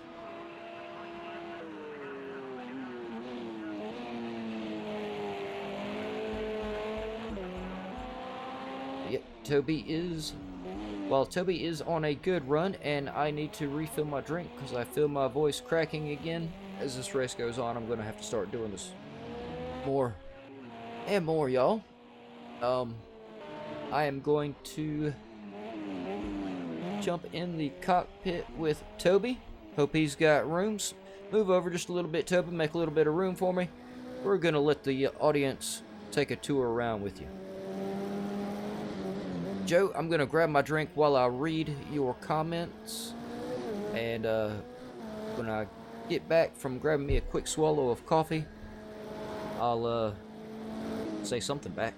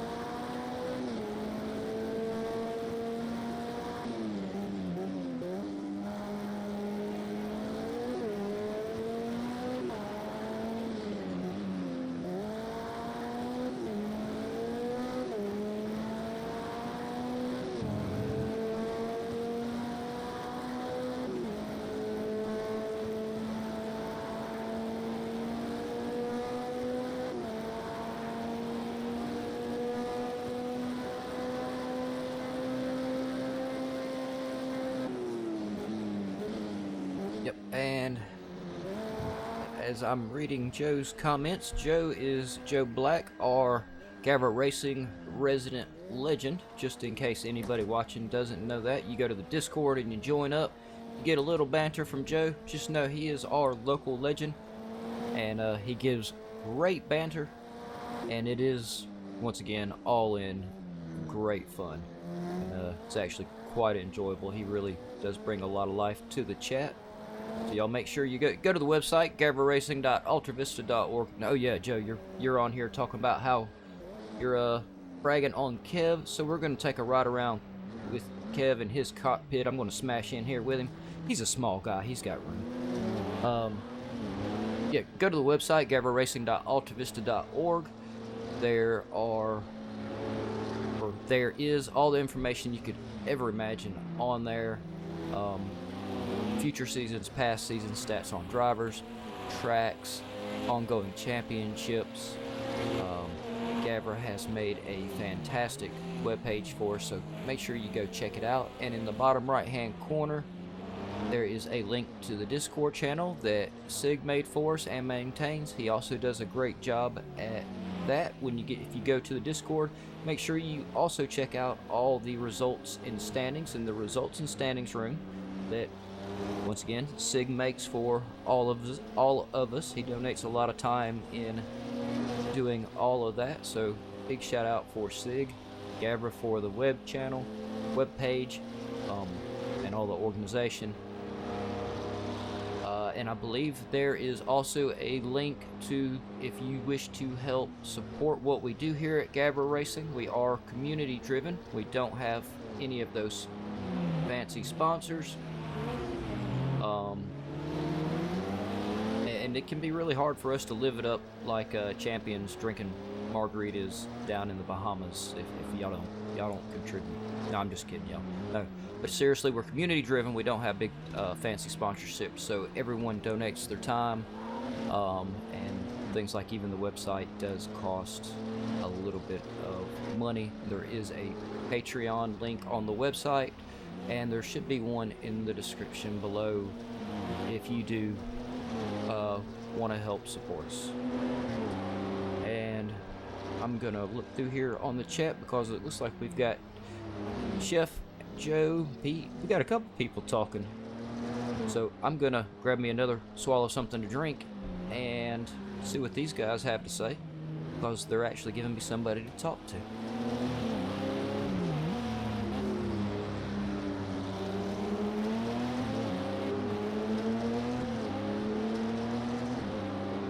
I know, Joe, the 3-hour race, well, it is tough. It's hard to stay concentrated for that long.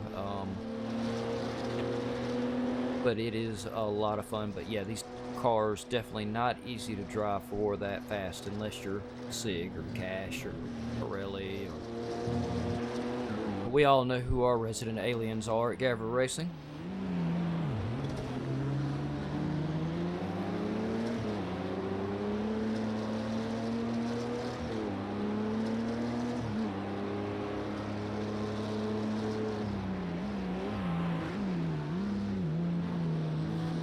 Yes, that is right, Pete. Joe is more famous in GAVRA Racing than I think he gives himself credit for.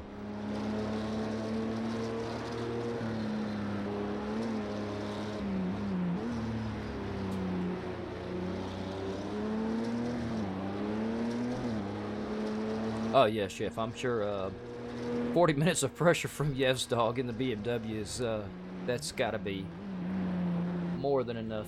And I believe I've left y'all sitting in Kev's cockpit long enough. I'm sure he's probably getting a little bit squished in there, so we're gonna hop out, let him have a little bit of room to drive. Who is close? We're gonna go up here to, well, I keep looking through everyone talking on the feed. We're gonna go up here to Cashnet for a minute, because he is our leader, and he most definitely deserves some good camera time tonight.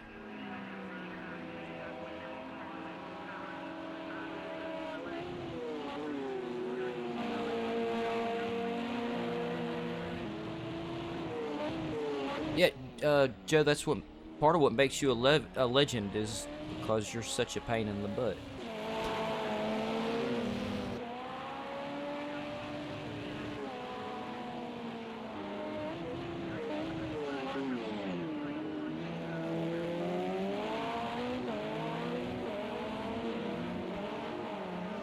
I don't think I'm allowed to say that. I probably shouldn't say that comment on air. It might get us kicked off there, Joe. You're allowed to say it in there. I just don't think I should maybe verbally repeat it.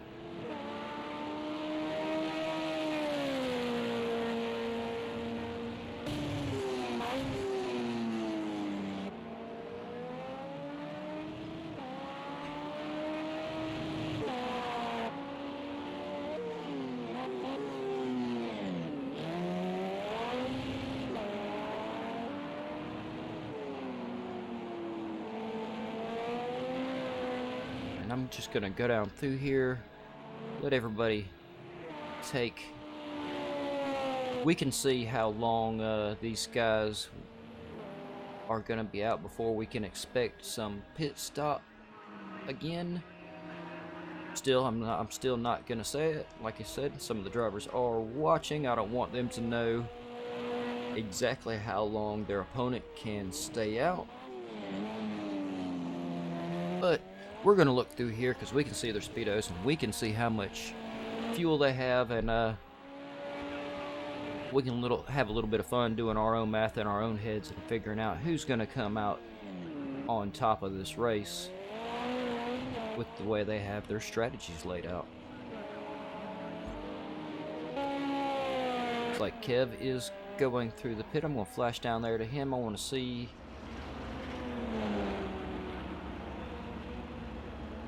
It looks like he is definitely taking fuel.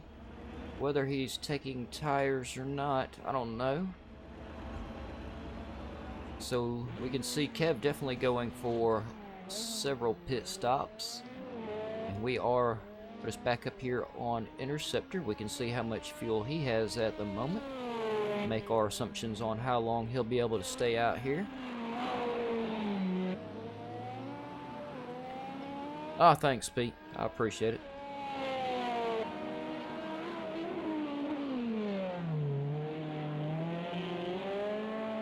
These guys put a lot into the race, and they definitely deserve for it to be broadcast. So I was more than happy to drop out of the car. Not that the 3-hour race was too much for me. It was pushing my limits. So I'd like to keep training and pushing those limits a little bit farther. But 3 hours definitely tough. But yeah, everybody else put so much work into it, and I decided they really deserved for it to be broadcast and have a nice little show put on for them, or of them. I guess they're the stars, so I guess the show isn't for them, it's of them. Yeah, not a lot of sleep, so y'all excuse the few brain farts there. Thoughts are not farts floating through my head. Thoughts are really just kind of just running in one side of these headphones and out the other. Excuse me, y'all. Oh, as we can, let's go down here. I've got to go down here. We don't see too many people. Looks like Kev Snell and Snaker are on lap together and have found themselves fighting it out, going down the straight, along with Cypher Knight in the middle of them too. So we actually have 6th, 7th, and 8th right here on top of each other into turn 1. Looks like Kev has managed to come out in the lead. Cypher Knight getting by Snaker. Snaker not giving up.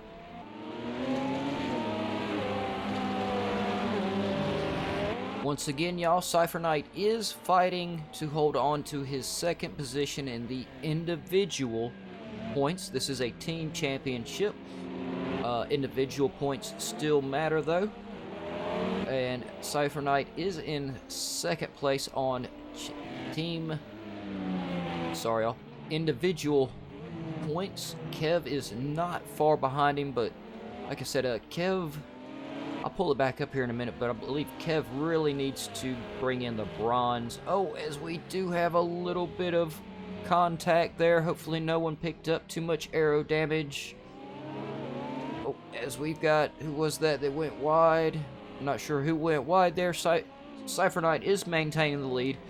Kev is still in 2nd, and Snaker is still holding, not 2nd.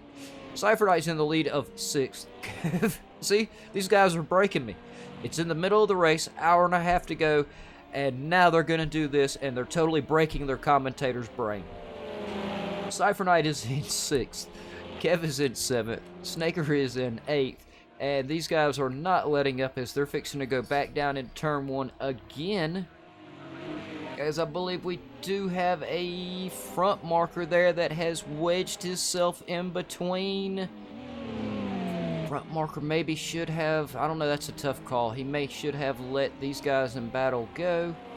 Another reason I am glad I'm not a steward at GAVRA Racing. That is right, here at GAVRA Racing we have stewards just in case you do make a big mistake or do it on purpose. We have a team of stewards to review the race incidents and deal out punishments accordingly.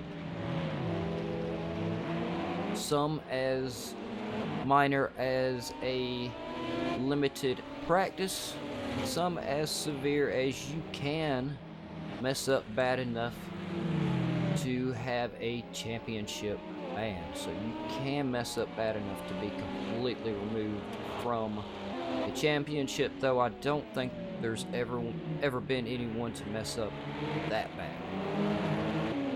Cypher Knight still maintaining his lead. These guys are going to make me run out of voice before this race is even over with. Kev still maintaining the pressure right behind him.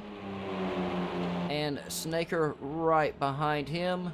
We have, who do we have there going into the pit? We believe that was a front marker coming into the pit. So it looked like our front marker that had got caught up in this mix did decide to pit. These guys also have a front marker right behind them that they are trying to outrun. Makes the racing quite hairy. Back markers don't want to call off the battle. Front marker wants to outrun them.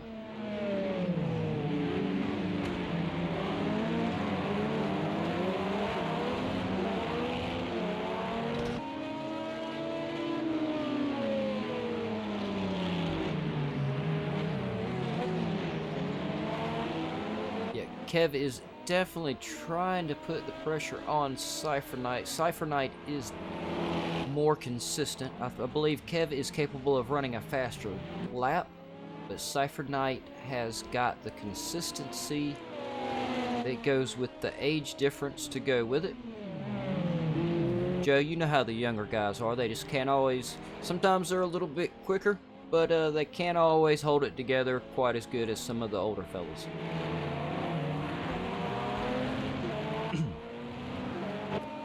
And yep, see there? Kev did make a little bit of mistake and opened up the position to Snaker.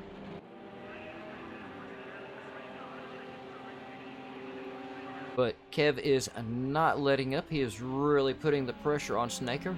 He will be going for a move before long. Y'all have no doubt about that. Kev is really good at climbing his way up through the pack.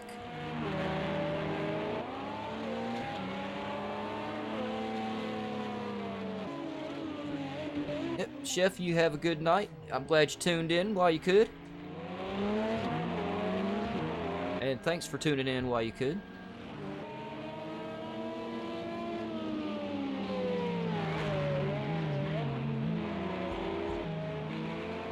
Kev has fallen back a little bit from Snaker, but Snaker still with the pressure on Cypher Knight.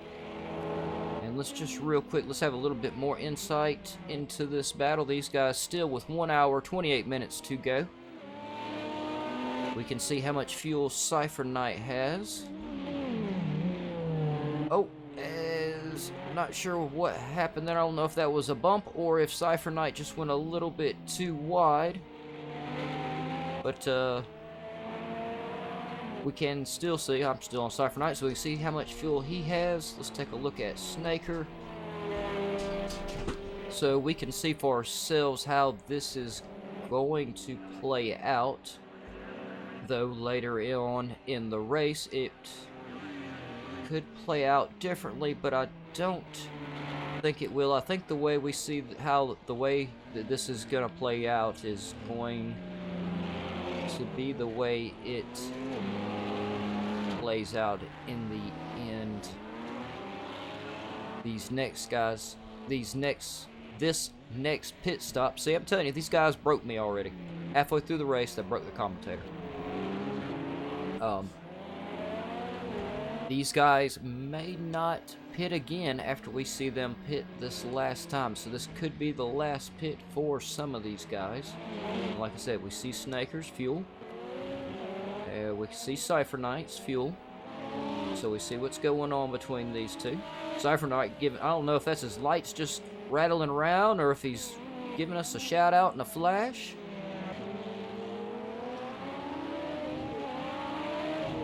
Either way, he does need to be concentrated on the race. If he is giving us a flash, we appreciate it. And even though he is, you still got a long, tough hour and a half ahead of you, man. Hang in there.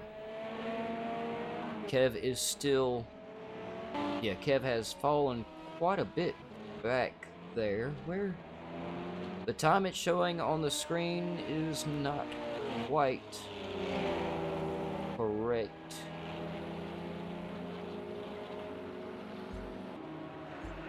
Yes, we are currently on Kev. Looks like who was he going by there? He was going by a back marker. Who was that back marker? Was that Toby? That was Toby. Fellow commentator Toby. Let's go back here and check on Toby. Toby is actually doing very, very well tonight. He did pick up just a little bit of damage very early in the race, but was smart, got it fixed. Toby, I'm gonna keep talking about you, but I want the camera on Marcos. Well, nope, I can take it back off Marcos. It looked like I saw a little triangle indicating he was close to another car. Did go off, but I believe he was passing Flip. Yes, he was passing Flip in the pit. How much fuel does Marcos have? Nope, we can see Marcos's fuel. So we are halfway through this race. We've seen these guys pit, well, twice now, so this is going to be very close. Either of these guys are going to be pitting within the last 15 to 30 minutes, or they may pull a shorter pit stop here somewhere in between.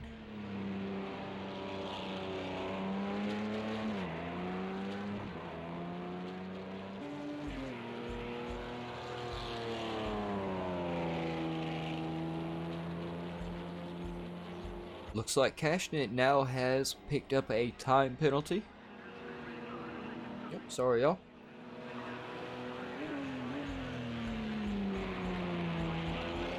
Yep, I'm gonna go back down here because I got off of Toby because I thought we were seeing an actual battle going on.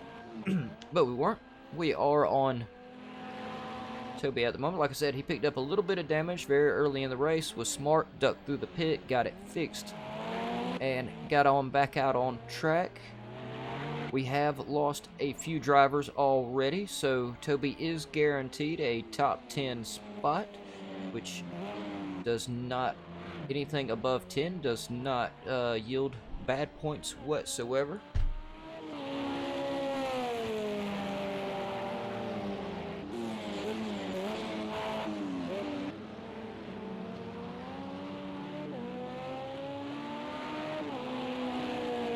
Yes, at this point in the race, Joe, the fatigue is definitely kicking in. A couple of races I did with them, this really was the hardest part. The second half of the night stint seemed the toughest.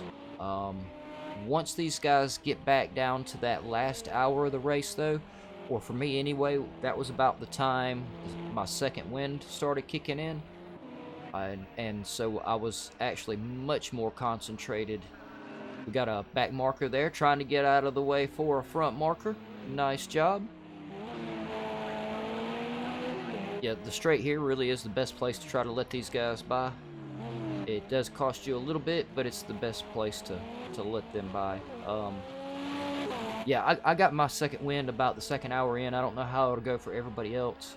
I believe with speaking with Toby, I believe he was about the same way. So I'm thinking that will carry on through for a lot of the drivers.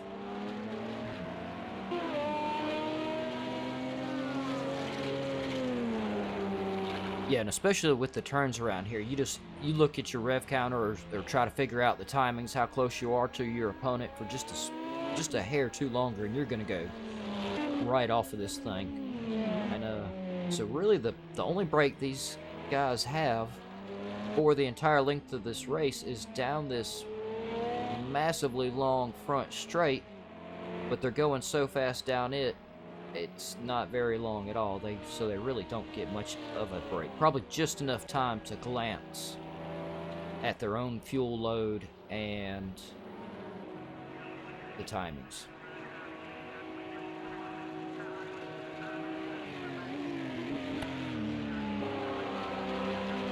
But I can assure you this is also the time that the fatigue is setting in on your commentator. Kev has managed to get by Cypher Knight. Like I keep saying though, all Cypher Knight has to do is stay close to Kev. I don't think Kev can take Cypher Knight's second position in individual points away from him without anything short of about a bronze, which would be the third.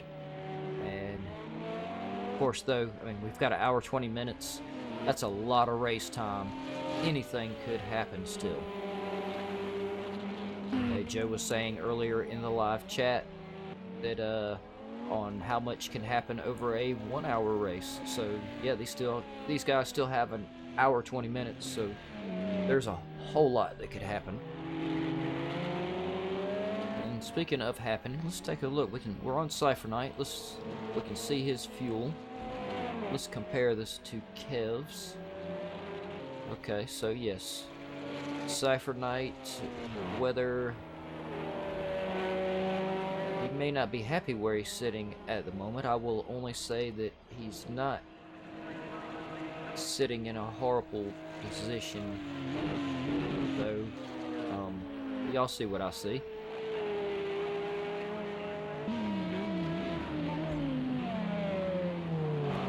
And of course, though, Cypher Knight has proven several times during this race, all he's got to do is keep the pressure up on Kev, and he will force Kev to make a mistake.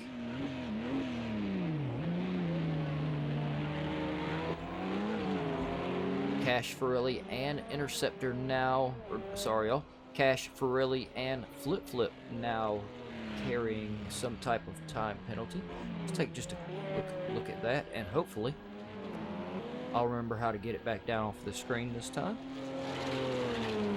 Okay, so we can see, alright, here we go. We have cashed it with a 2-second penalty, but he is still 6 seconds in front of Ferrelli.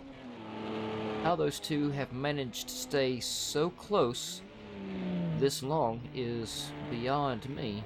Also, Interceptor right there behind them with Flip Flip. The top four have stayed right on top of each other, but we can see Cashnit 2-second penalty, Pirelli 1-second penalty, and Flip Flip is still managed to hold on to just the 1-second penalty. Alright, so here's the tricky part. Let's see if we can figure... Oh, look at that. Ha! Who would thought touching one button would be so difficult for me to figure out and mess up so often. Alright, so... Where was I? Kev. I'm on Kev. Let's go up here. Yeah. The fact that so few of these drivers have so little penalties is really good. Our leader Cash, let's go up here to him. I'm gonna go back down here to... Let's go to Marcos, and we'll climb in his cockpit for a minute, and I am going to grab a quick swallow of something to drink while y'all climb in Marcos's cockpit. There we are. Squeeze over there, Marcos. Give us a little bit of room there. And we'll squeeze in here with Marcos for a minute while I grab a quick swallow of something to drink, and I will be right back.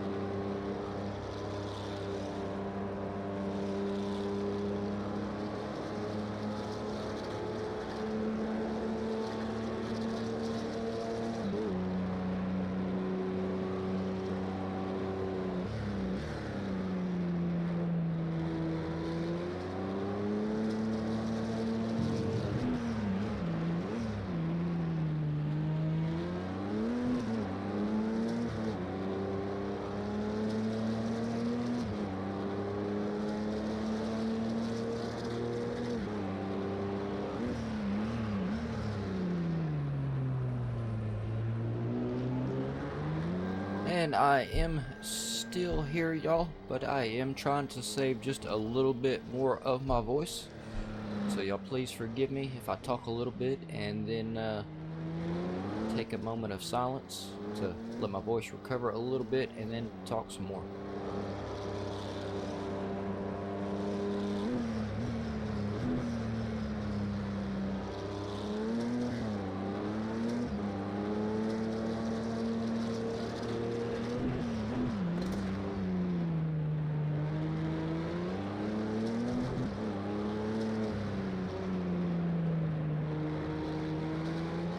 Yeah, I imagine they do get pretty pumped up and stoked about it, Joe, but that's a long time to have to keep up with that much pressure, so it can be a little tiring.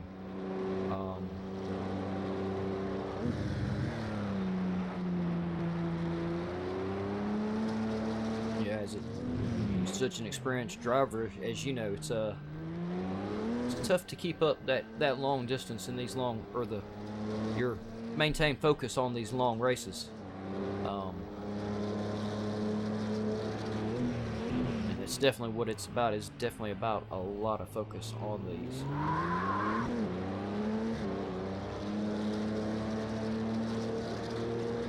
Like I said, they really don't get too much of a break going down that front straight.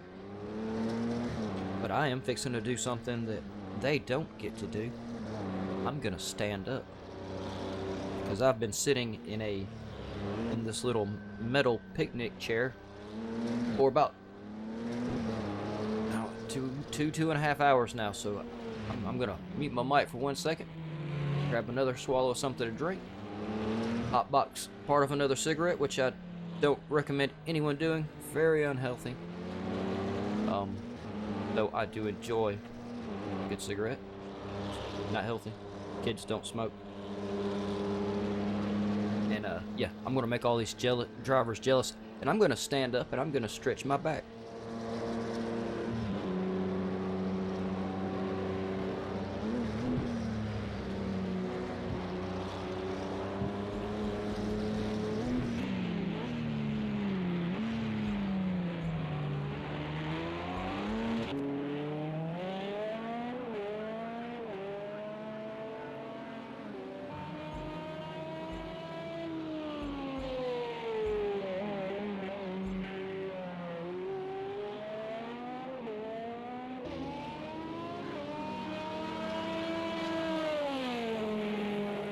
and I'm gonna leave y'all on Cypher Night for just a moment while I'm stretching my back and making Cypher Night jealous.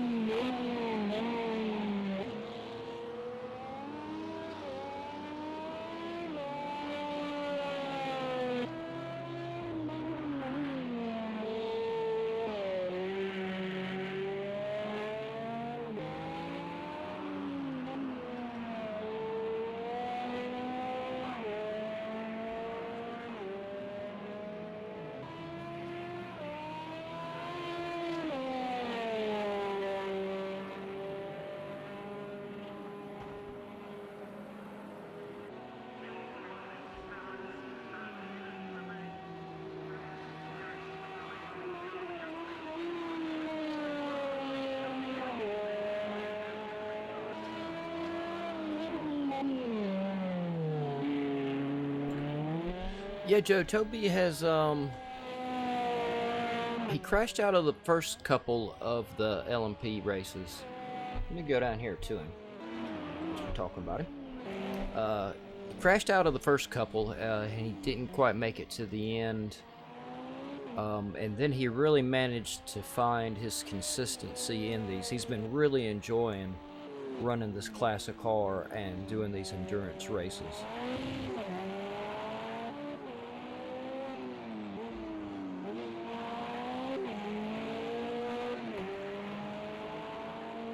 Now, Joe, you're usually somewhere right around the middle of the pack to the upper of the pack, I think.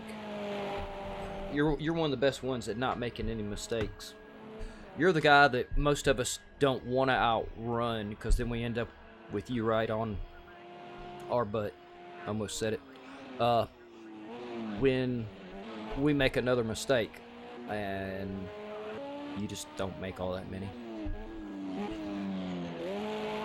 And just so I have just a little bit more here to talk about, guys, I thought I would throw our broadcast schedule up here again. Give it just a second, it'll cycle back to Monday again. There it is.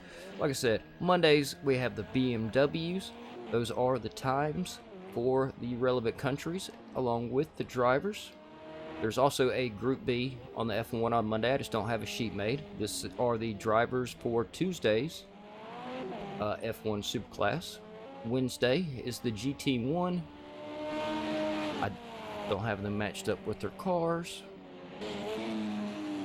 Thursday is the GTE. I also don't have them matched up with their cars. Yeah, that's right. I'm going to point out all of my shortcomings. That way y'all can't do it. And Friday will be the Radicals. I do have these guys matched up with their cars. And I'm going to let that cycle through one more time, and then I'll pull it back down so we can have another little look at our how our drivers are doing. But that is our broadcast schedule. So everyone, make sure you tune in next week and catch all these guys on the according days. Like I said, it's the season runoff for everyone, so it's going to be really, really tight. Everybody's going to be putting a lot into the last race. Once again, it will be the last race of the season. A lot of the drivers have got a lot on the line.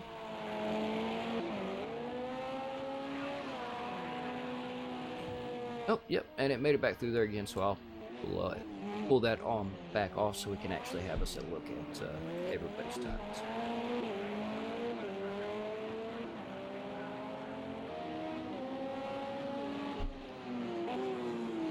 Yep. Oh, and I also need to get rid of that so I don't overload my software. Yep, sorry y'all, I am talking to myself. Do that a lot. Don't worry, I answer myself quite nicely. I have some very nice conversations late at night. Let's go up here to our leader, Cashnet, still maintaining 7-second lead. For really not letting him go by. These guys are getting down to the last hour. They should start getting their second win, though Cashnet, Pirelli, Interceptor, and Flip have constantly ran 126s and 127s for pretty much every lap. These guys are, wow, they are the actual definition of consistency. That's incredible. 79 laps. Cashnet's fixing to start his 80th lap. And yeah, all those guys running basically the same time for 80 laps now. It's really incredible. Let's go down through here, and everyone still will pit again, so I'm still not gonna talk out loud about how much fuel they've got. As we can see, the track has got really cold. It's just a little, the track is actually just a little over freezing at the moment. The air temperature is actually just also right there at freezing. Freezing for Fahrenheit is 32. It says 37 Fahrenheit for the air temperature at the moment, so only 5 degrees above freezing at the moment for the air temperature. If that gives you a little bit more better indication on what the 44 Fahrenheit on the track is like. It's really cold. These guys should, I imagine they are driving on brakes at the moment. I would imagine their tires are very cold and very hard. Yes, and we are on Cashnet. We can see how much fuel he has. Check out Pirelli. You can see how much fuel Pirelli has. I dare say, check on there. Yep, I dare say the first, second, and third definitely seem to be, I will say these guys seem to be on the same pit strategy. They are all looking very, very similar, actually. So we go on down through here the field. Flip currently in 4th. So check out Marcos. Marcos in 5th. We can see his fuel level at the moment. Okay, so now let's compare his fuel to Kev in 6th. So we see we know what we see. Drivers don't know what we see, but we know what we see. And Snaker, how is Snaker? A little bit better. He's a little bit more like the front runners. Cypher Knight, yeah, we can see Cypher Knight. Cypher Knight will definitely just a quick peek back up here. All I'm going to say is we can definitely see Cypher Knight will definitely be making up some positions, I believe, here soon from his strategy. So, hang in there, Cypher Knight. Cypher Knight also being a very great model of consistency tonight. Cypher Knight seems to shine quite well in these endurance races.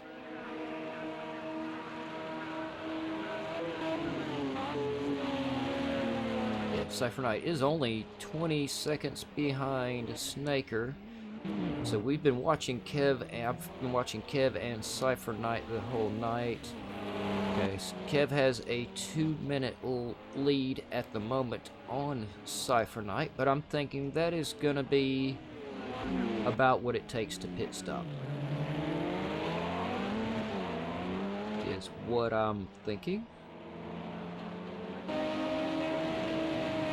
Though Kev is currently stuck behind a front marker, so he'll have to, he may have to dial his speed back a little bit. We'll just have to wait and see.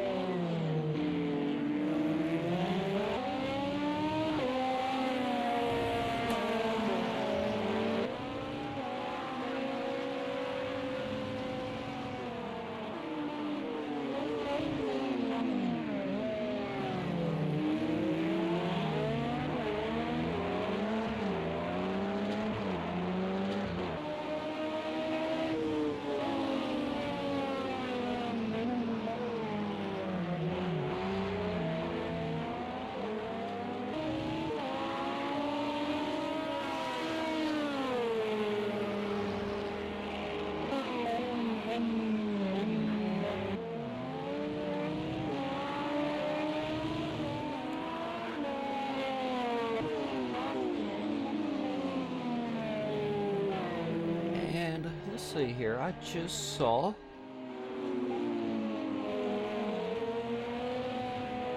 where was this on our community, on our GAVRA Racing community Discord channel. Where's it? Yep, there it is, community content. Oh, I can see Kev is broadcasting from his PlayStation at the moment, and oh, I've got plenty of time. These guys aren't too close to each other. We are currently watching Cypher Knight.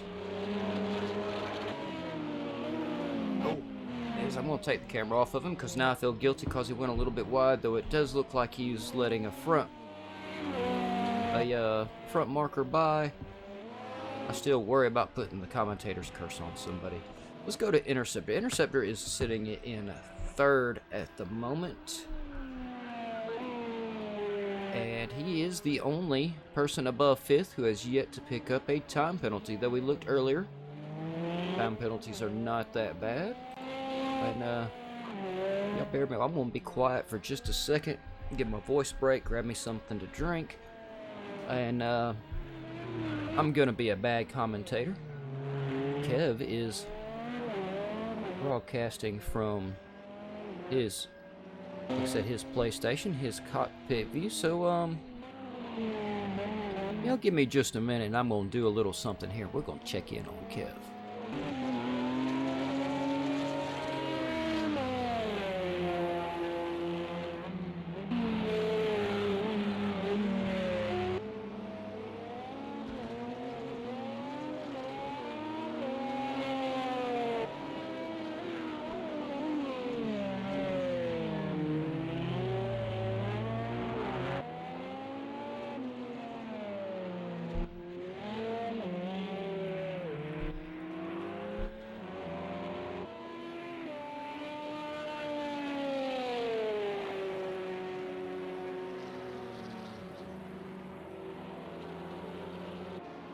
I'm still here, y'all. Just doing a few little things.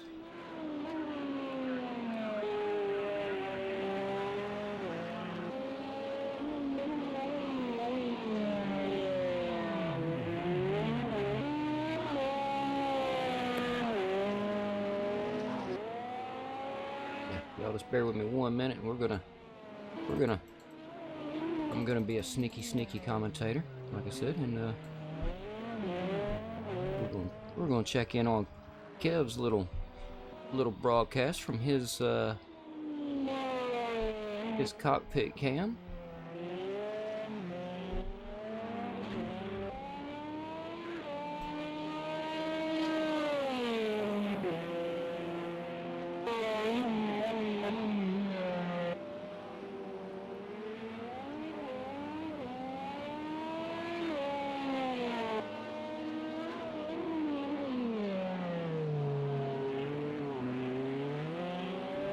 Alright, so there we are. I've been a naughty commentator, and so up in the top left hand corner there we've got Kev Snell's camera going on there. We can see everything exactly like he sees it when he sees it.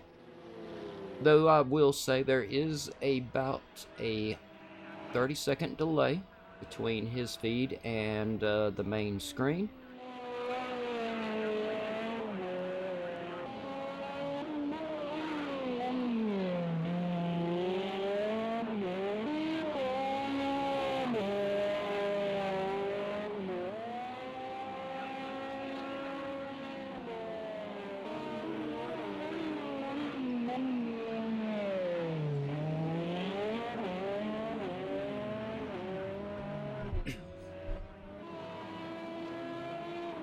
Oh, yeah, I definitely have made that mistake myself before, Joe.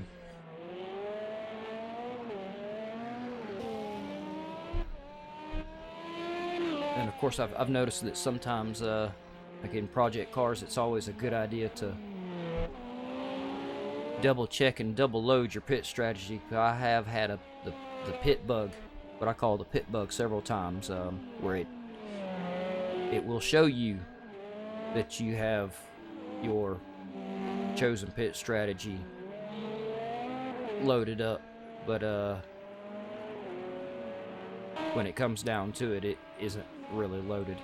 It does the same thing every once in a while with your setups. I always double load my setups as well, because I have caught it several times loading me into a default setup, saying you look at the tuning menu and it says no, you've got your special setup loaded, and then when you load in, you just car just don't feel right. You go back, double load your setup again, and it'll feel great.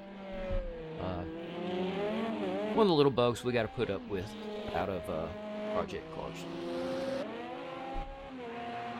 Alright, so if y'all had enough of Kev's cam up here, I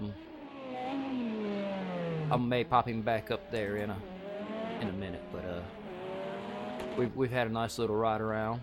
I'm sure he'll get a kick whenever he watches the broadcast back. He'll get a kick out of seeing himself up there, and he'll probably also be wondering, what the hell did the jukebox just do with my stream?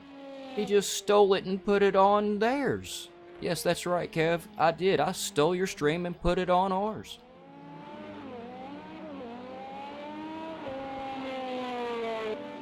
Ah, so yeah, I see you've also run into that.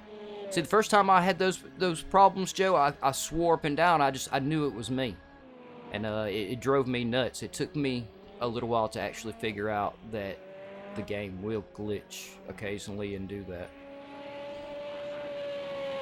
As we can see, y'all, the sun is coming up, and while the sun's coming up, I'm gonna be quiet for just a second. We're gonna grab a, let's see, who should we grab a lap around the track with now? Let's go with Interceptor. And so the sun is coming up. I'm gonna do something else that the drivers can't do during this race. Like, you know, how I got up and stretched my back earlier. I'm allowed to have coffee when the sun comes up. They're driving. They can't have coffee. Unless they really did plan ahead. And, yep, here we go. Let's grab that, let's jump in there. Let me remember how to work my buttons here. And, alright, Interceptor, jump over, make room for the audience. We're gonna squeeze in here with you for a lap around the track while I get some coffee and stretch my back again.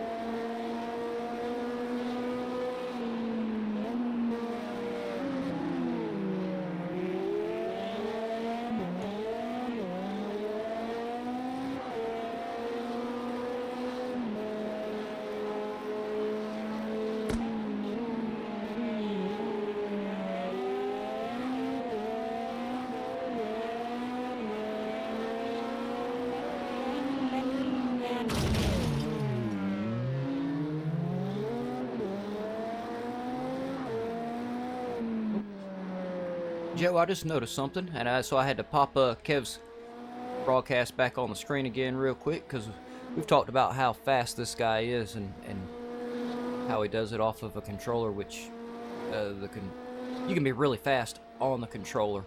But I just realized that you know, so while he is driving on controller, he is doing something a lot of controller drivers don't do. He is driving from the cockpit. So, Kev, man, if you watch it back, you hear me? Man, props for driving with not only with a controller, but you're doing it from the cockpit. And that's way tougher in my opinion than driving from the chase cam or something like that. So, way to go. Yep, we can see he keeps having him quick flip back. Let me get him back off the screen. Yeah, as we are enjoying a beautiful sunrise, courtesy Interceptor.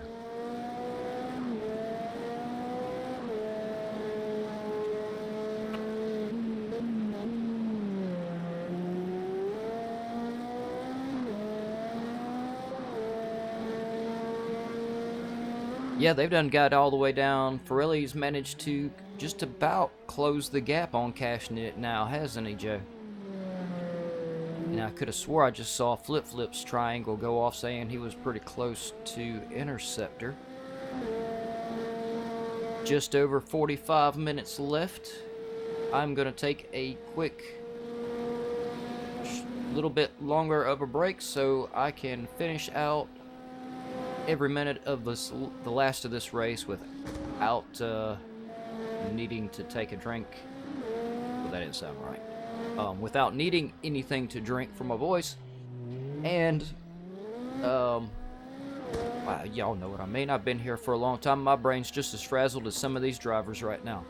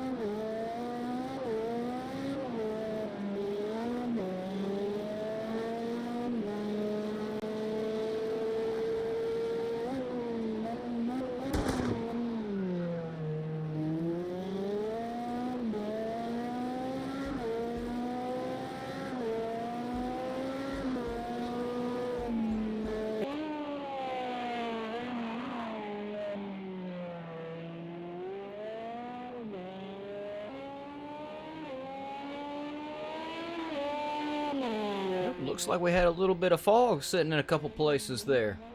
Still, I must say, a beautiful sunrise.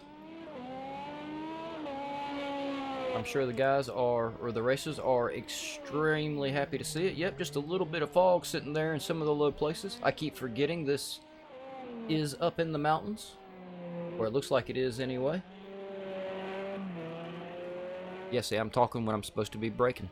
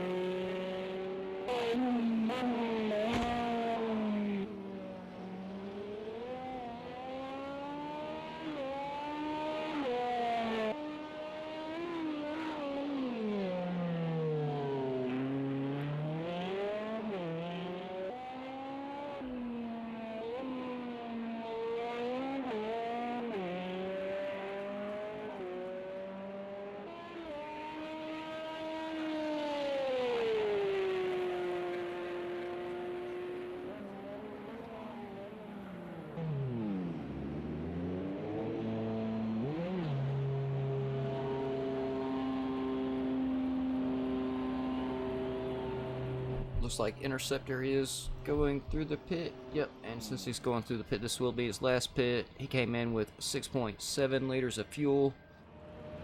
So he's definitely going to try to take enough fuel to last the rest of the race. It always gets the animation wrong on tires. I was kind of hoping it would show us if they needed tires, but we have Snaker. Snaker now close enough to put pressure on Kev.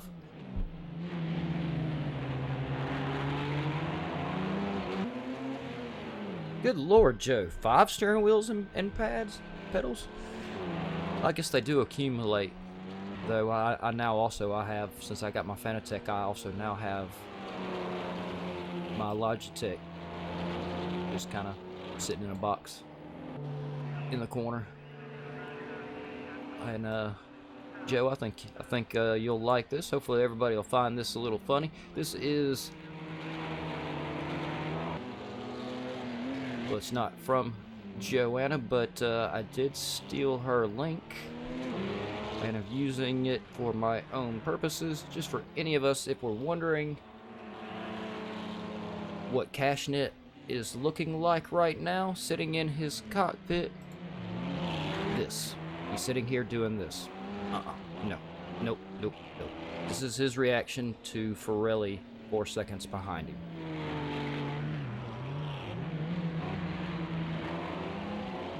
Just, no.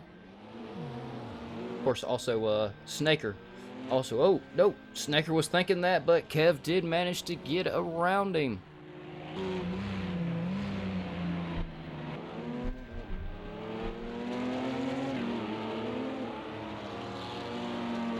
Kev managed to make the move on Snaker. Let me get a little bit bigger screen back up here. And let's see. Where am I? Not them. Where am I? I am on Snaker. We see his fuel level. I'll start talking about these soon. It's getting close enough. We see how close this is. We see how this battle is playing out. Let's check on Kev. Yeah. Alright, so how is Cypher Knight, fellow commentator? Still, I think he's, let's see. Ooh. It's gonna be, where's...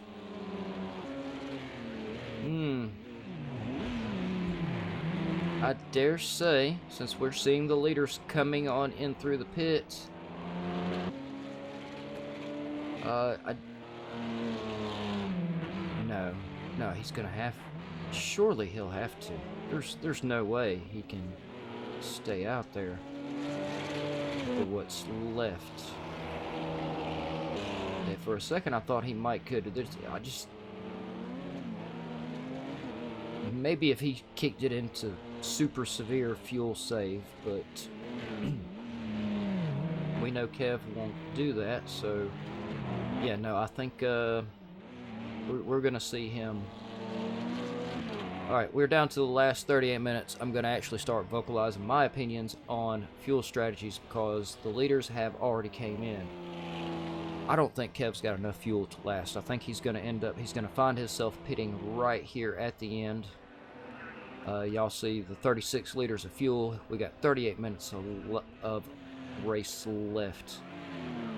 Snaker, just behind Kev, will also have to pit at some point. He only has 3 liters. So Snaker's got I think a decent opportunity because they both have to pit. He could hit now, get Kev off of his ass, relieve himself of that pressure, do this, and take his fuel and tires, because Kev's going to have to do the same thing before the end of the race anyway. And that could possibly net Snaker the 5th position. And the one I want to see finish in front of Kev. Not that I'm not supporting you, Kev. I am totally supporting you, Kev. But I don't want to see fellow commentator Cypher Knight knocked out of his 2nd points position. For the individual points. This is a team runoff.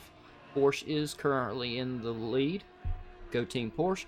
Looks like we have dropped a driver. Who did we drop?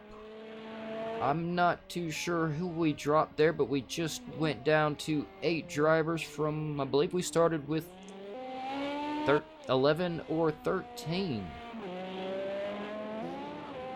Let's see, but we still have, Snaker is still right there on Kev. Like I said, though, both of these guys, they're going to have to pit. Wait a minute, is Snaker? Snaker did not go through the pit. Where's Snaker? Snaker is going to really be running the risk of running out of fuel on this last lap. He's gonna have to do a little fuel saving, I think, to make it around this, though he may still have just enough to make it around the track, though. But I'm gonna go back here to Cypher Knight. Cypher Knight, currently with his fuel level, he is gonna have to pit, but given the fact that where he's at on fuel, he's lower on fuel than, a lot lower on fuel than Kev. So he's actually carrying half of the weight in fuel that Kev is at the moment, which will allow him to run a much faster lap.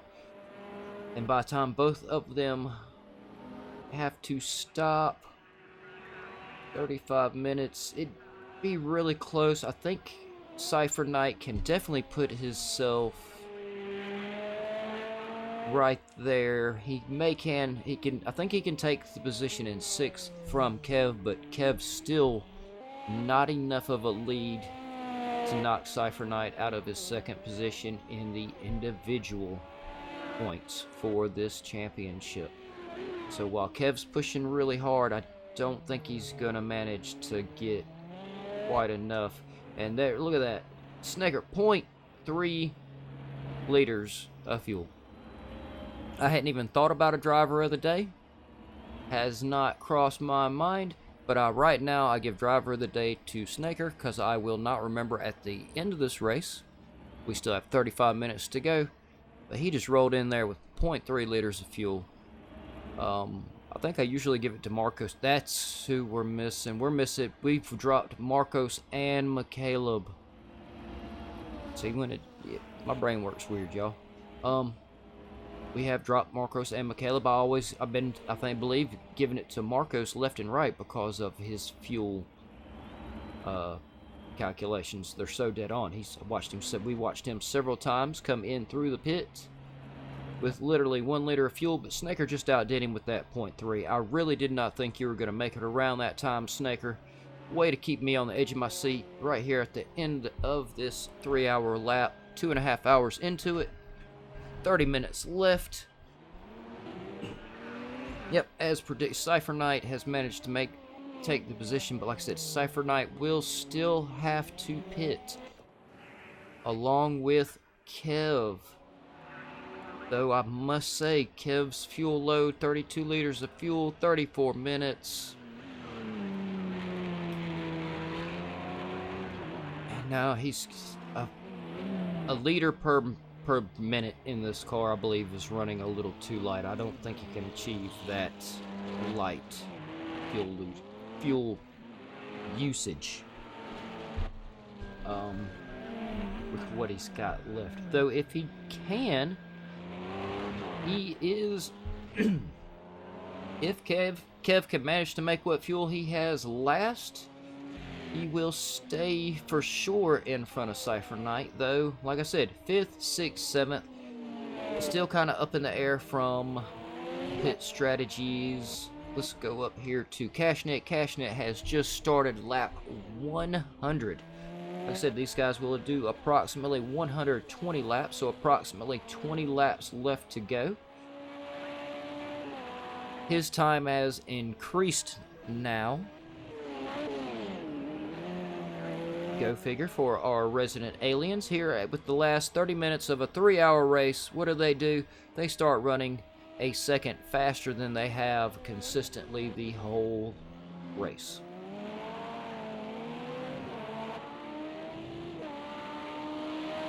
And Cashnet is maintaining his lead over Ferrelli in 2nd, though these two teammates, I believe, yes, both in driving for Team Porsche, so I can definitely say that Team Porsche will take the champion. Sorry, y'all. Give me just 1 second.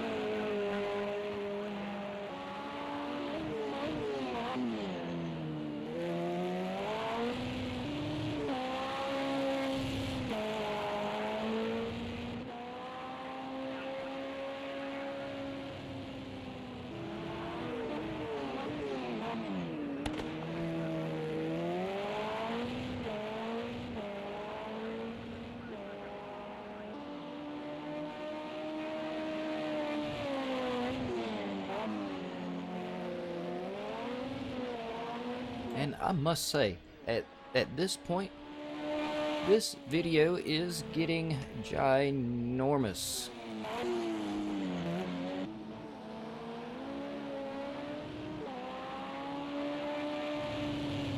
It is up. We are up to a 12,000 megabyte video with still 30 minutes to go.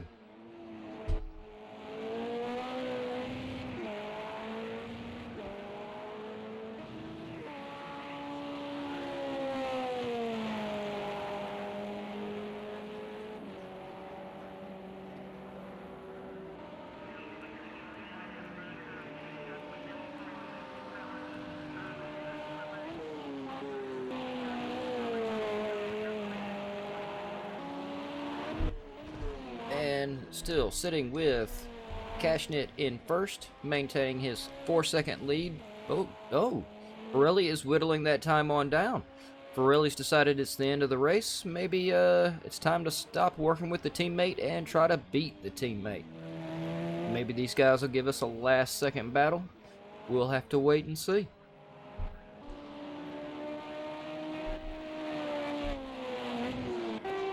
Interceptor still in third, only 36 seconds behind Pirelli. Interceptor is our only leader right now, not carrying a time penalty. Though the time penalties are not enough to make a big difference with the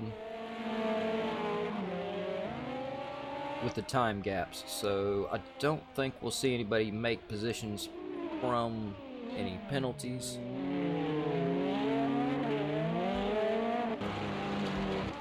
Pirelli is still in fourth. I must say, Cashnit, Pirelli, Interceptor, and Pirelli have done a fantastic job and really have sat right in the same positions for the entire race. I believe they settled into their current positions by about lap 5. We're currently on lap 103. Very impressive and consistent driving. Kev currently in 5th. Kev also looking like he's trying to pick his pace up just a little bit, but like I said, this is gonna put him pitting right there at the end of the race. I don't think this is the first time we will have seen him have to pit right here at the end of the race. He does need to start carrying just a tad more fuel there. Though he also may be carrying his max fuel load every time, and he's just that heavy on the throttle. Cypher Knight is getting close. He still has enough fuel to stay out for several laps and try to close that gap into Kev a little bit, but with the way the pit stops are laid out and the time difference, given the time we have left, I don't think we'll see Cypher Knight move up into 5th. I don't think he can catch Kev at this point. He could prove me wrong. And Kev could totally wipe it out at any time. But, as I keep saying, once again, in the individual points, Kev is not going to finish far enough ahead of Cypher Knight to knock him out of 2nd position. So, Cypher Knight is having himself... Actually, Cypher Knight has had one hell of a championship with these LMP1 cars. Snaker is in 7th. Oh, looks like he was giving us just a little bit of a wheel lockup and a smoke show there.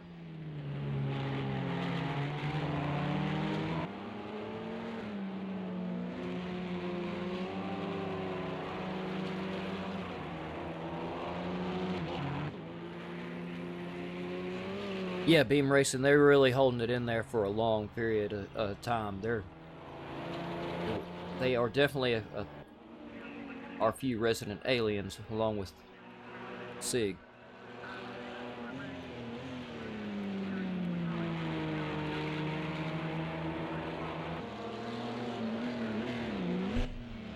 Very tough to do a 3-hour race. Of course, from my understanding, I believe Cash, Pirelli, Flip, and I know Sig does all the time. I believe a lot of these guys do a lot more than 3 hours,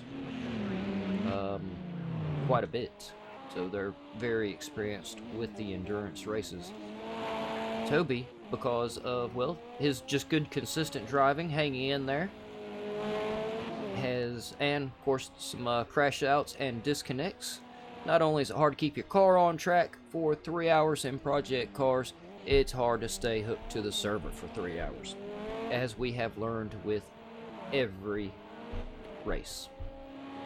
PlayStation, please put just a tad more money into the project cars to servers. Just a little.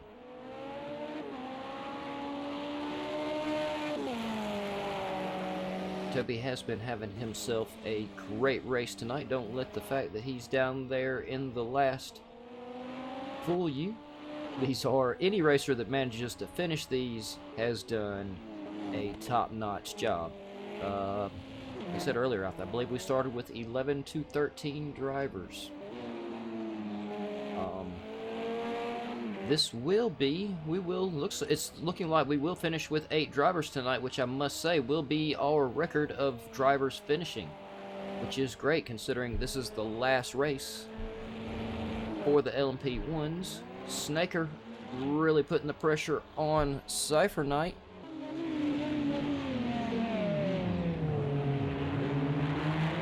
Thank you, Joe. And when I'm done with my 3-hour stint, I don't know how I'm going to recover my voice. I'm just going to have to shut up for a while, to be honest, because it's doing my voice along with, still, I'm sorry, I can't help it. I love Joanna's clip that she put up. My voice is doing this along with Cashnit's head right now, along with some of our other drivers. I believe Cypher Knight right now is doing this right here to Snaker. Just, nope, you're not doing it. Nope. But, like I said, let's see, how much fuel does Snaker have? Snaker's got enough fuel to last. He can stay out. Snaker's not gonna have to pit. Cypher Knight is gonna have to pit, so he needs to stay close to Snaker. Just to y'all are racers, you know why he's gotta stay close to Snaker. Make my brain work too hard this far into the race trying to say why he's got to stay close to Snaker. We know he's got to stay close to Snaker, but we can also see that it'll be fruitless for him to try to pass him. He just needs to stay with him and stay in his arrow. But we're gonna have to Snaker's gonna be able to stay out. Cypher Knight is gonna have to pit here shortly. Kev's still gonna have to pit. He's tiptoeing the edge, but he's gone too far into the race. If he had started, he could have started short shifting when he filled his tank up. If he just took about 500 RPMs off of each shift, and maybe have only gone about 95% throttle, he would definitely be able to stay out, which would give him the position in front of Snaker. But as it stands, Snaker is, I believe Snaker, well, Kev has quite a lead though. Of course, at this point, the timings on Project Cars 2 also starts to get a little bit off, along with the commentator's brain and the driver's brain and all of our attention span all the way across the board.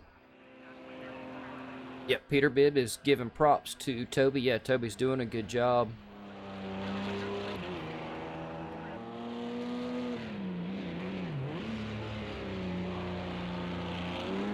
Yep, thanks guys, I appreciate it. Yeah, now y'all got me confused and I lost where I was again. Come on, y'all know I'm more brain shot than the drivers at this point. They only have to keep track of their own race. I'm trying to keep track of all of them. Where is Cypher Knight? Cypher Knight, where are you? How are you? You are down to 3.5 liters of fuel. He's staying close to Snaker. We discussed, yet didn't discuss, why he needed to stay caught up with Snaker. Kev, though, yeah, Kev really should have... It's one of those he'll have to learn with experience and age, I believe. if he had just held just a little bit back here and there throughout the race, and especially since his last pit stop, he'd have enough fuel to last, but he's gone too deep into it. He's going to find himself having to pit within the last couple of laps at this point. And I don't know if it'll put him in danger of losing it to Snaker or not. It's a 2-minute difference, but that's one hell of a long pit lane just to have to drop in and take. He'll have to take at least about 5 or 6 liters of fuel, I would think, at a minimum. Yeah, going a little bit wide there, Kev, definitely is not gonna help your fuel situation. But I will give it to you. You have ran one hell of a race. The penalties are starting to mount on up a little bit more and more. Let's check in on Cypher Knight. Oh, yep, like I said, Cypher Knight is having to grab some fuel. While he's doing that, yeah, Joe, I'm gonna let me pull those up. We'll pull those up real quick and we'll have a look. I don't think anyone's picked up. Oh, now, Joe, quite interesting. I was gonna say the penalties have not mounted up to enough to make much of a difference. But, because the last time I looked, Cashnit only had 2 seconds, Forelli only had 2 seconds, Interceptor only had 1 second, Flip only had about a second, and I believe Snaker was right there about around a second. But yes, we could see some changes. We will, I believe, see some changes in position. Cashnit now with a 3-second penalty. Forelli has built himself a 53-second penalty, which, Joe, if you can see this, please correct me if I'm wrong. My brain's shot, not quite doing the math, but it looks like Interceptor will end up taking 2nd place from Forelli because of the penalty. I believe it looks like there is... There's about a 38-second gap from Interceptor and Forelli. Forelli with a 53-second penalty. Of course, Forelli's a alien. He could quickly make up that 20 seconds. Snakers. How will that affect Snaker? And Cypher Knight. That appears to be about a mil. I don't think Cypher Knight will have enough time to... Excuse me, y'all. I don't think Cypher Knight... Oh, yep, y'all really have to give me a second.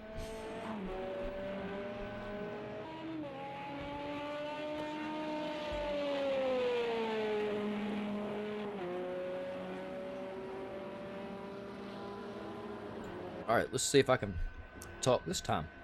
I don't think Cypher Knight will manage to quite catch up to Snaker, even though Snaker has the 11-second lead. But, yeah, penalties have definitely mounted up at this point. So now, just because I love this gift that Joanna put up, compliments of Joanna, Forelli is now saying to Interceptor.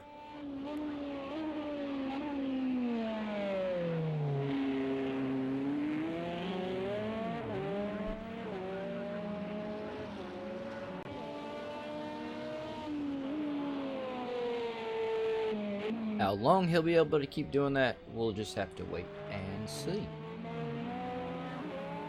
Because we are down to the last...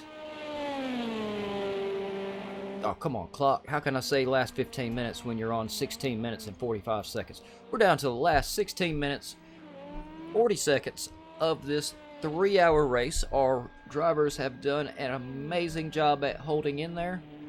And your commentator has busted, as y'all can tell by his brain work.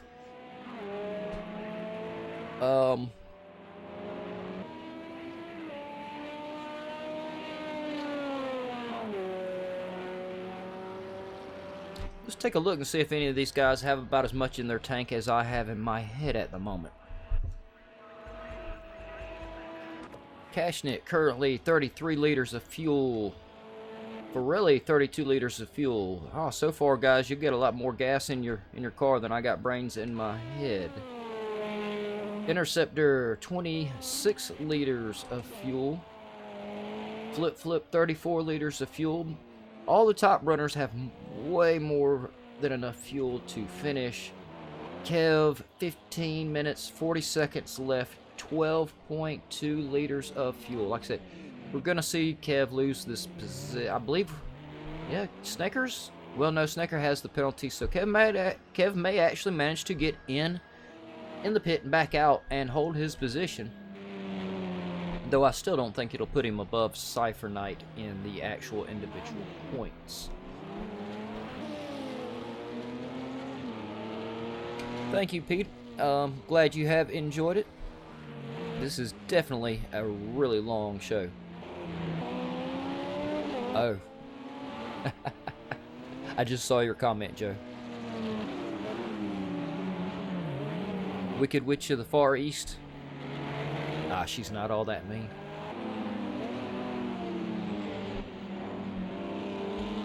Only place she scares me is on track.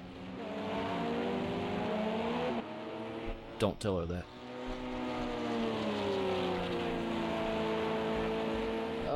Yep, and yeah, see, like I said, there, Kev is having to take a pit stop. And since he is in the pit, I want to go back here and see where Snaker is out on track. Where you at, Snaker? Alright, Kev is in the pit. Snaker is only about a quarter of the way through his lap.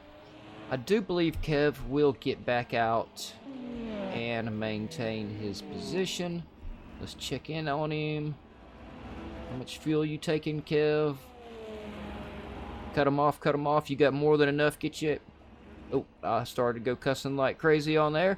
Get your butt back out there, man. You got more than enough fuel.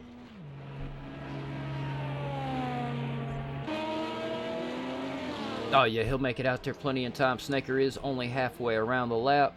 Kev did have me a little concerned there. Kev, it is too far into this 3-hour race for me to be thinking and you to be doing a last-minute pit stop, even though it's working better for you than for me. So we will, for the most part, I believe the biggest change we will see in positions at the end of this race will be Interceptor taking over Forelli's position. I'll pop the timings back up there in just a minute and we'll have another look at the penalties and see how they are. But as it stands, it looks like we're gonna finish with Cashnit in first, still maintaining, he's just barely maintaining his lead over his teammate Forelli now. Forelli managing to really min down to 2.6 seconds at the moment. So Forelli will definitely be close enough to really put the pressure on Cashnit within the last very few minutes of this race. Interceptor, I believe, like I said, I believe will, though. I don't, hold on. If Forelli is that close to Cashnit, and Interceptor could take the position from Forelli due to penalties. Yeah, I gotta look. I can't not look.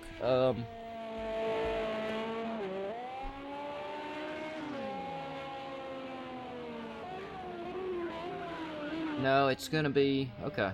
It will be, yeah, Interceptor should take the position from, so I believe we're gonna be looking at Cashnit in first. Forelli's penalties will most likely knock him into third, giving Interceptor the second. Flip Flip should maintain his fourth. Kev, I believe, will finish in fifth. Snaker, too big of a gap there for Cypher Knight to catch up. So Snaker will finish, I believe, in sixth, and leaving Cypher Knight in seventh, and Toby in eighth. And that is my half-witted prediction of how this race will turn out. Whether Pirelli can get enough of a lead still within the last 11 minutes in front of Interceptor to negate his penalties. We'll have to wait and see. He will need to pick up about 10 seconds, though. So I think at this point, if Interceptor can stay right where he is, he doesn't need to get any closer, but he can't fall any farther behind. We'll see Interceptor with a great win in second.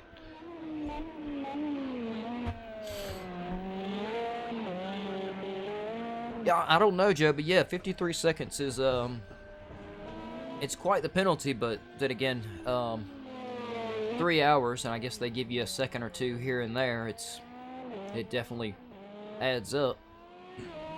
It's kind of like a bad credit card. You know, all you put on it was a pack of gum. You know, every day, and the next thing you know, that dollar for that pack of gum is pretty big.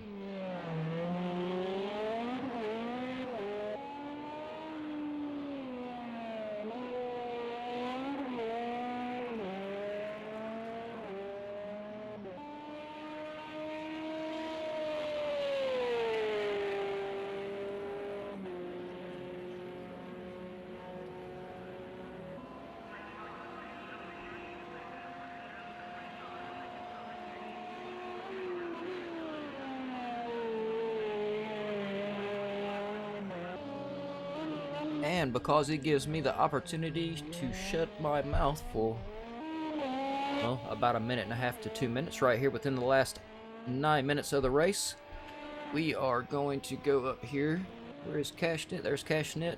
And we're going to take another ride around the track in Cashnet's car. Cash, move over just a little bit, make room for the audience. We're going to squeeze back in there with you.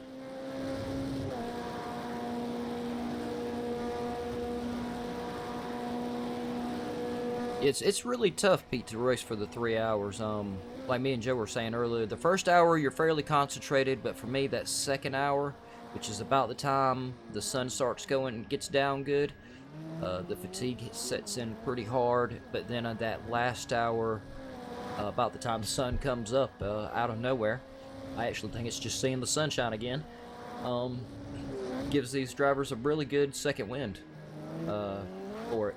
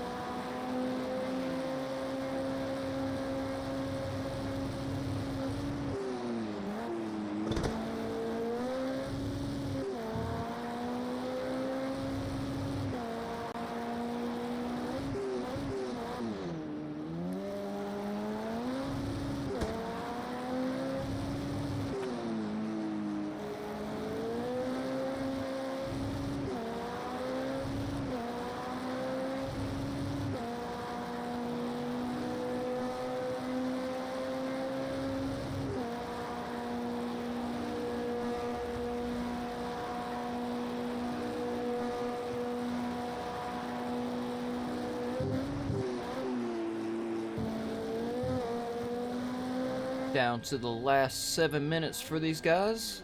Yep, I won't be too far off my prediction for laps. Looks like Cashnet is on his 118th lap at the moment. So yeah, just a little bit more than 120 laps. Minute 20 a lap, 7 minutes. We could see 5 more laps, but I'm going to predict another 4 laps out of these guys.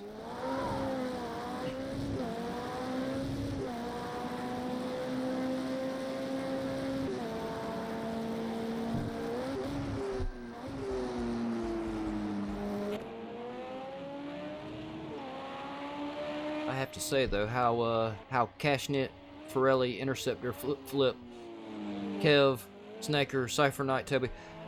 Okay, let me read that. I don't see how any of these guys on this track have managed to do as great a job they have done tonight. It's a very difficult track. I love driving this track. The hills are turns are actually quite amazing.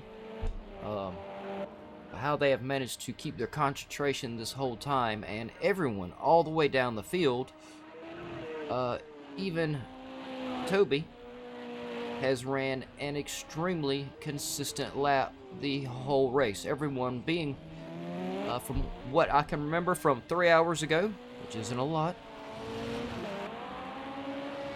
everyone seems to be running still within, I'd say, about 5 seconds of what they started the race with.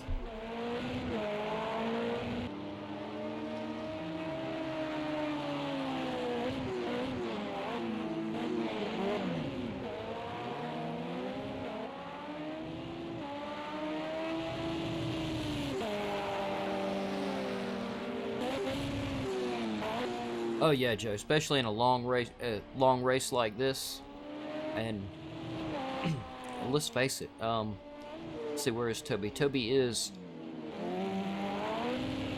just over 13.5 minutes behind Cashnit, and we all know how fast Cashnit is. He's a freaking alien, man. You can't catch him on track. You see his other teammate Pirelli, also an alien. Let me get up here because these two, though I don't know if it, I've talked about it a couple of times. My brain cannot remember at this point, but no, that's right. Even if Pirelli does manage to get in front of Cashnit, he has such a penalty it won't net him the position. He is definitely trying to put the pressure on him, though. Though with the time penalty, you never know. They may come across the line side by side. A little bit of a team showing right there at the end. We'll have to wait and see. I'll make sure I keep up with these guys when it gets to the end. Because, yeah, at this point, there's no way that Pirelli will manage with his time penalty negate. You can't negate that, and you can't get around Cashnit.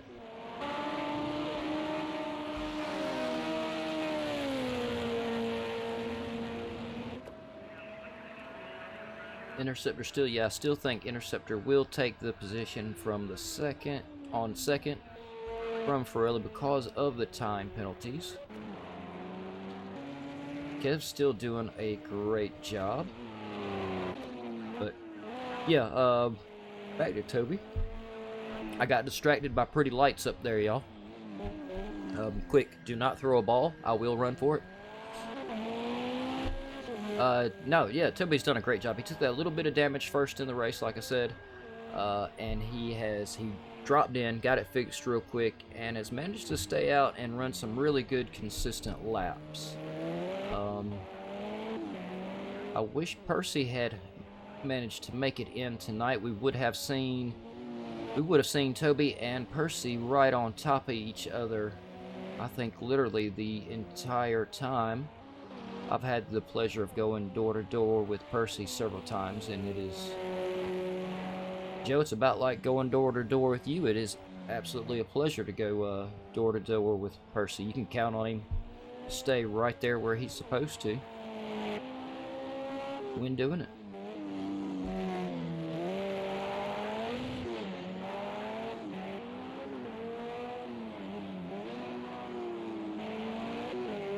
And yeah, all these drivers, just the fact that they're finishing. Like I said, 3 hours is not easy to finish.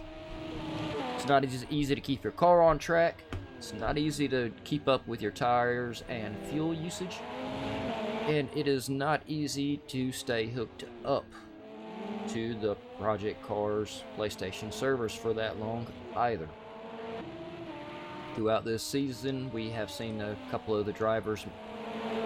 I believe one of the first races that I started covering on this, we had one driver literally make it to the last 30 minutes of the race and got disconnected.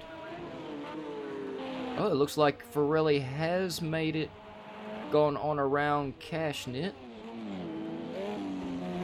Though I could be wrong, but I don't, if I'm wrong, one of you guys in the chat, speak up and let me know, but they can't see how much time penalty the other guys have, can they? I know that's something as a driver I should probably know, considering it would be on the screen when I race. At the moment, I can't think of whether it is or not. So there is the possibility that Pirelli has no idea of the time difference or the time penalties that each has. There is Pirelli. And where will he come in? We're down to the last 30 seconds of this 3-hour race. Will he make it across the line for one more lap? I kind of hope he does. Let's see if we get to extend it one more lap. He is going to be right there on top of it. I believe he is going to just cross the line and give us one more lap for this race. If he doesn't, it's going to be close.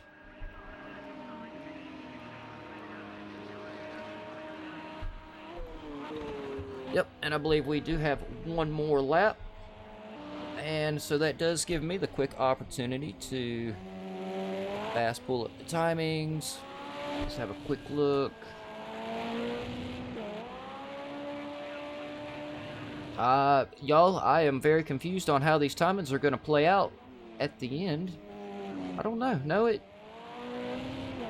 I don't know. It's going to be, my brain is too shot to figure that out.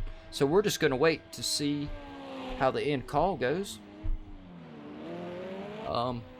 And for now, since Pirelli is on the last lap of this amazing 3-hour race, how y'all have stuck in there, I've stuck in there, and most importantly, how these drivers have stuck in there. Okay, let me tell you that. Most importantly, I don't see how y'all, the viewers, have stuck in with me long enough to watch these amazing drivers go around this track for 3 hours. But thank y'all for doing it. The drivers have done a top-notch job. Pirelli was giving us a little bit of a lockup and a smoke show there. We're going to stick with him. He should be getting ready. There he is, coming around the last fast downhill right. Going to come across the line. We know he'll give us a good flash, and I'll try to catch all these drivers as they come across the line and give us a little bit of a... We know they'll be giving us a little bit of a show, I'm sure. While these endurance races are definitely fun, I know these guys have got to be glad to see this season come to an end. And yes, I believe it was Cashnit, I believe, is going to be the championship leader with the team Porsche, especially with Cashnit and Pirelli taking the championship, which will leave the Audis in second and the Toyotas in third. And I lost my cursor on how to move around the track here. Let's see, where are we at? Interceptor coming around his last turn. There we go. See if we catch Interceptor as he comes across the line. Yep, Interceptor giving us a nice flash. We got you coming across the line there. And y'all, yes, I'm still very confused as to how these penalties are playing out. I'm still waiting for the final call down. Oh, and it looks like that's what it was. Yep, the race is over. Cashnit managed to hold on to a second, and I did my math very wrong the whole time because Pirelli maintained his second position. I really thought Interceptor was going to get that second position because of the time penalties. Yeah, now the time penalty. Okay, now they look still about the same. Yep, see my brain shot, y'all. Yeah, Interceptor, Cashnit first, Pirelli second, Interceptor third, Flip fourth. Kev with a great sixth. Snakers. Kev fifth, Snaker sixth, Cypher Knight in seventh. Cypher Knight is going to come in second in the individual points. Toby was eighth, and I'm really sorry, y'all, but I missed the last couple of guys there. And yeah, everyone, thanks for sticking around and tuning in to watch these guys slug it out for 3 hours plus 20 minutes worth of qualifying and practice. It was an amazing race, and it has absolutely been my pleasure to bring this GAVRA series to y'all, the LMP1 Endurance series. I can't thank GAVRA and the administrative team enough for everything they do for everybody and providing me with this opportunity. along with driver of the day. I believe I said I was gonna call Snaker driver of the day because I saw him come through the pit with zero.3 liters of fuel. I literally thought he was gonna run out of fuel going around the track. It was really close with you two, Kev. But when I saw how little fuel he had when he rolled into the pit, I had to give it to him on the spot. I couldn't help it. You two were actually locked in some pretty hard combat at the time. Neither one of you knowing how much fuel the other one had. Snaker literally had no fuel, but he just couldn't stand to. Y'all couldn't let each other go. He couldn't quite keep up because of how much fuel he had. He eventually did have to pit. But yeah, that was some great driving out of everybody. Yep, and yeah, y'all, it has been my pleasure to bring y'all these races. Thanks everyone for tuning in and watching them. Please go to the website gavraracing.altavista.org. Like I said, Gavra does a great job of putting lots of information on there. Pete, it has been, well, once again, it's been my pleasure. Gavra and the administrative team do a great job with the website and maintaining it. There's a lot of information on there. I get on there all the time. I still haven't found an end to it, all the way down to track histories. If you get bored, you wonder when a track was built or when it was changed, Gavra's got it all on the website. He has listed all of it, along with I believe there are the community records for per track on there as well. And let's see.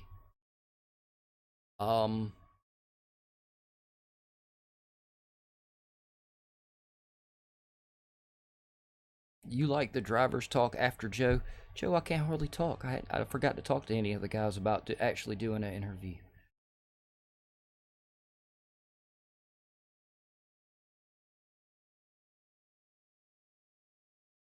So I'll tell you what, I'm going to jump over here into the general voice channel.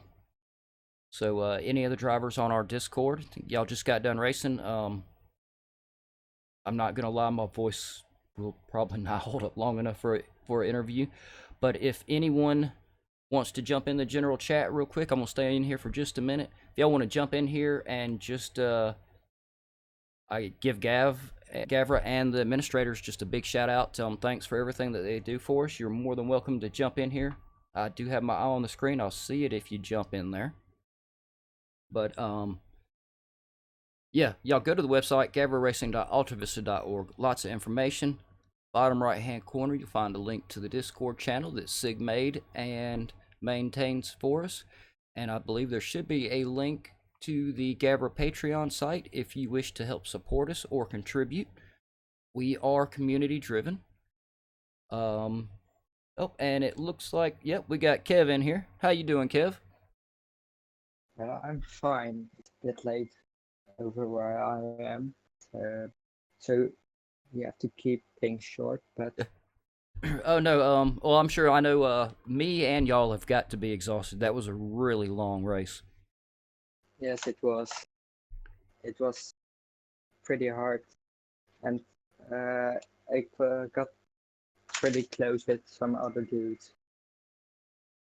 Yeah, like Snake and Cypher.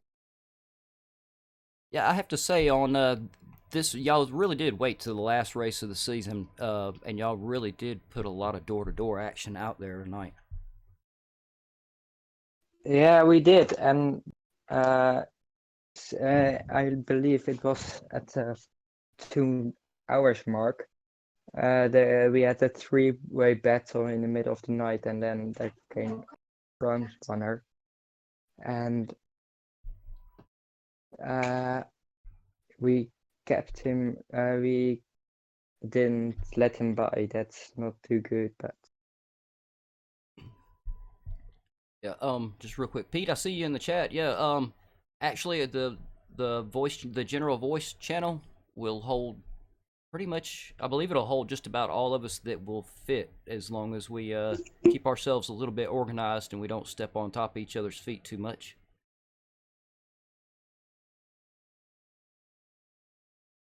I don't know if we'll end up having any company or not. But yeah, Kev, that was an amazing job, man. And oh, yep, we've got Cypher Knight. Cypher Knight has jumped in here. How you doing, Cypher Knight?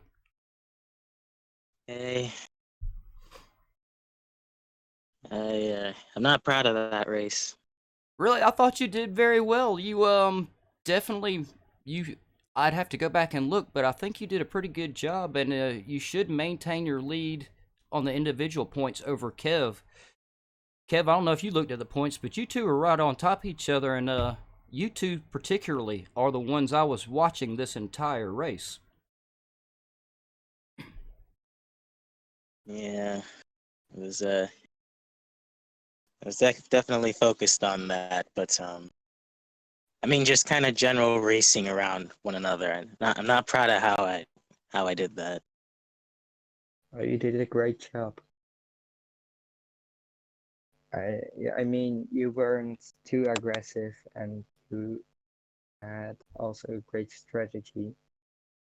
But yeah, I was faster in the end, as well as No, Snake. I had an engine problem after the first pit stop. For real. Yeah, it's some kind of glitch where, like, after you make a pit stop, your engine like loses some horsepower, and then you end up like a lot of time slower. And so I had that after the first pit stop. That's not too good. That's a shame. That's So one yeah, glitch of the game has to affect your race. so yeah, I was driving in a broken car for 2 hours, just hoping. Yeah, that's got to be frustrating, Cypher Knight. Well, that's why I kind of did what I did, because I didn't have the car to fight, so I had to try to manipulate the positions to my advantage. And I got especially worried about Ferrari. I definitely was thinking about when to pit because I didn't want to get behind you after the pit. Yeah, there was actually a lot of y'all's you two's races and position the whole time literally was down to y'all's pit strategy. The strategy was a great factor this time. Yeah, I was hoping to go to the hour mark, but Toyota's fuel strategy didn't work like it used to do. Yeah, well, the one of Audi is worse. Only 50 liters of fuel, so 30 laps.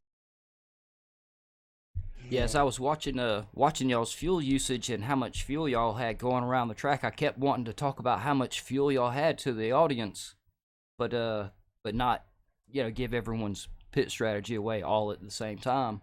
And I have to say, yeah, you two were definitely as close as y'all were. Your pit strategies were very different. You were almost breaking on the different. Whereas, like Cypher Knight, like you said, you were trying to push for the 1 hour before the pit, and it looked like Kev. It looked like you took your pit about the first 30 minutes. So it really put a big deviation between you two on that. I think I had to stop like 4 times because otherwise I wouldn't make it in terms of fuel and tires. Yeah. Yeah, the tires were definitely close. So you watch the clip back, you'll hear me yelling at you on your last pit stop to stop taking fuel. Yeah, I wanted to make it hit 3 stop, but then I realized I had to pit because I wouldn't make it in terms of fuel. I tried to save some fuel, but it wouldn't work. So I just pitted and came out in front of Snaker. Yeah, it would have been close. But Cypher Knight, your pit strategy put you very well, I dare say perfect to win. I thought you would be pitting, or in about the appropriate window, to where to maximize the last. I noticed real quick. I noticed within the first broadcast of the LMP1, I saw some of y'all were having to pit 30 minutes before the race, where some of y'all had timed it out, kind of like you said, almost on the hour, where it was that last pit stop was close, but within about that last 45 minutes to hour, y'all just didn't need to pit. Yeah, it didn't work this time though. Still, In the those, first lap. yeah, I believe. Let me see. Still got these up here. Let me. Ooh, wrong one. Let me pull this back up. Yeah, I don't. Somebody with more brains in their head will have to look over and double check my math, because I'm not able to add at the moment. But Cypher Knight, it does look like you managed to hang on to your second position for the individual points in the championship. So these are some really tough races, and I have to say that's a hell of a job, man. Yeah, well, like I said, I'm not really proud of how I got it. I definitely had to rely on other people doing things because my car was not helping me at all.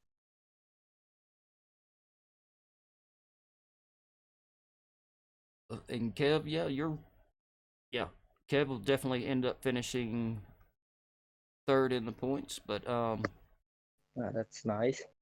Well, it would have been hang on, because close. Kev, if you could have managed the third place win, I think you would have beat Cypher Knight in the points, but it's still, I think you would have had at least third, and Cypher Knight would have actually had to finish a little bit farther down. He'd probably had to finish, I think, closer to 8th for him to well, not have enough points. I was Third is focused on impossible. Pirelli because he actually got 24. He was on 45. So I think he and Kev would be tied. Yeah, well, Oh, third yeah. would have been impossible to reach. I mean, I was 4 minutes down on the leader, and third was only a minute down. That says something. No, yeah, the Cashnet he's a freaking alien. Which is one reason you got to watch out for Cypher Knight too. I've seen Cypher Knight do a lot of training with the aliens too, and he's been racing with them for a while. No, Cypher Knight, it is actually, it's always a pleasure to watch you go around the track. Yeah, I think you do a great job. And Kev, man, your Well, age, Joe, and I brought it up during the stream. I stole your stream during the stream. I stole your stream oh and I put wow. it on our stream. Yeah, well, Because I was a bit quiet. I'm not making things complicated enough in our talking. But I noticed that you were not only driving with a joypad, that you're also using the joypad with the cockpit view, which is quite impressive. Most people that do that go for the chase cam. I was highly impressed. I believe Joe was too. Yeah, well, this was the first time in this car that I used the cockpit cam, and I'm gonna use it a bit more. But Joe says I sound like Kimi Raikkonen. Uh, and also, could you see it on stream when it got in the morning? There was a vague dust over the circuit. We Oh, could like the tell on fog. screen on stream. I didn't know if a little fog was trying to roll in, or what was going on. But when y'all would get into the lower parts of the track, we could definitely see a little bit of fog or dust settling there. It's like the early mist. I know it happens at Algarve sometimes. It looked amazing. It looked really nice on stream. I bet it did look really good from the cockpit of these cars. Yeah, it did. Well, Yeah, in my stream, I was a bit quiet in the end because I was focusing so hard, and I saw that when I was talking, I was making loads of mistakes. so I just stopped talking and Oh yeah, started focusing. the start didn't help either. No, I don't know what happened. I don't know what happened either. Suddenly I was hitting on the left side, and the next thing I knew was that I was in the gravel. Isn't turn 1 is a really fast turn through on this track though, isn't it? So it's, I imagine it's quite easy to for everyone to make a little bit of a mistake coming through there, especially at the start of the race. Everyone's so close. Yeah. It got better as the race went on. Well, y'all, I've been talking the whole time, so I'm going to let y'all tell all the viewers goodbye, and I'll be quiet. And as soon as y'all are done telling everyone goodbye, then I'll close this on out. All right. Well, thank you all for watching. I'm out. So am I. It's been a great race. Thank you. Thank you, Jukebox, for commentating. Bye.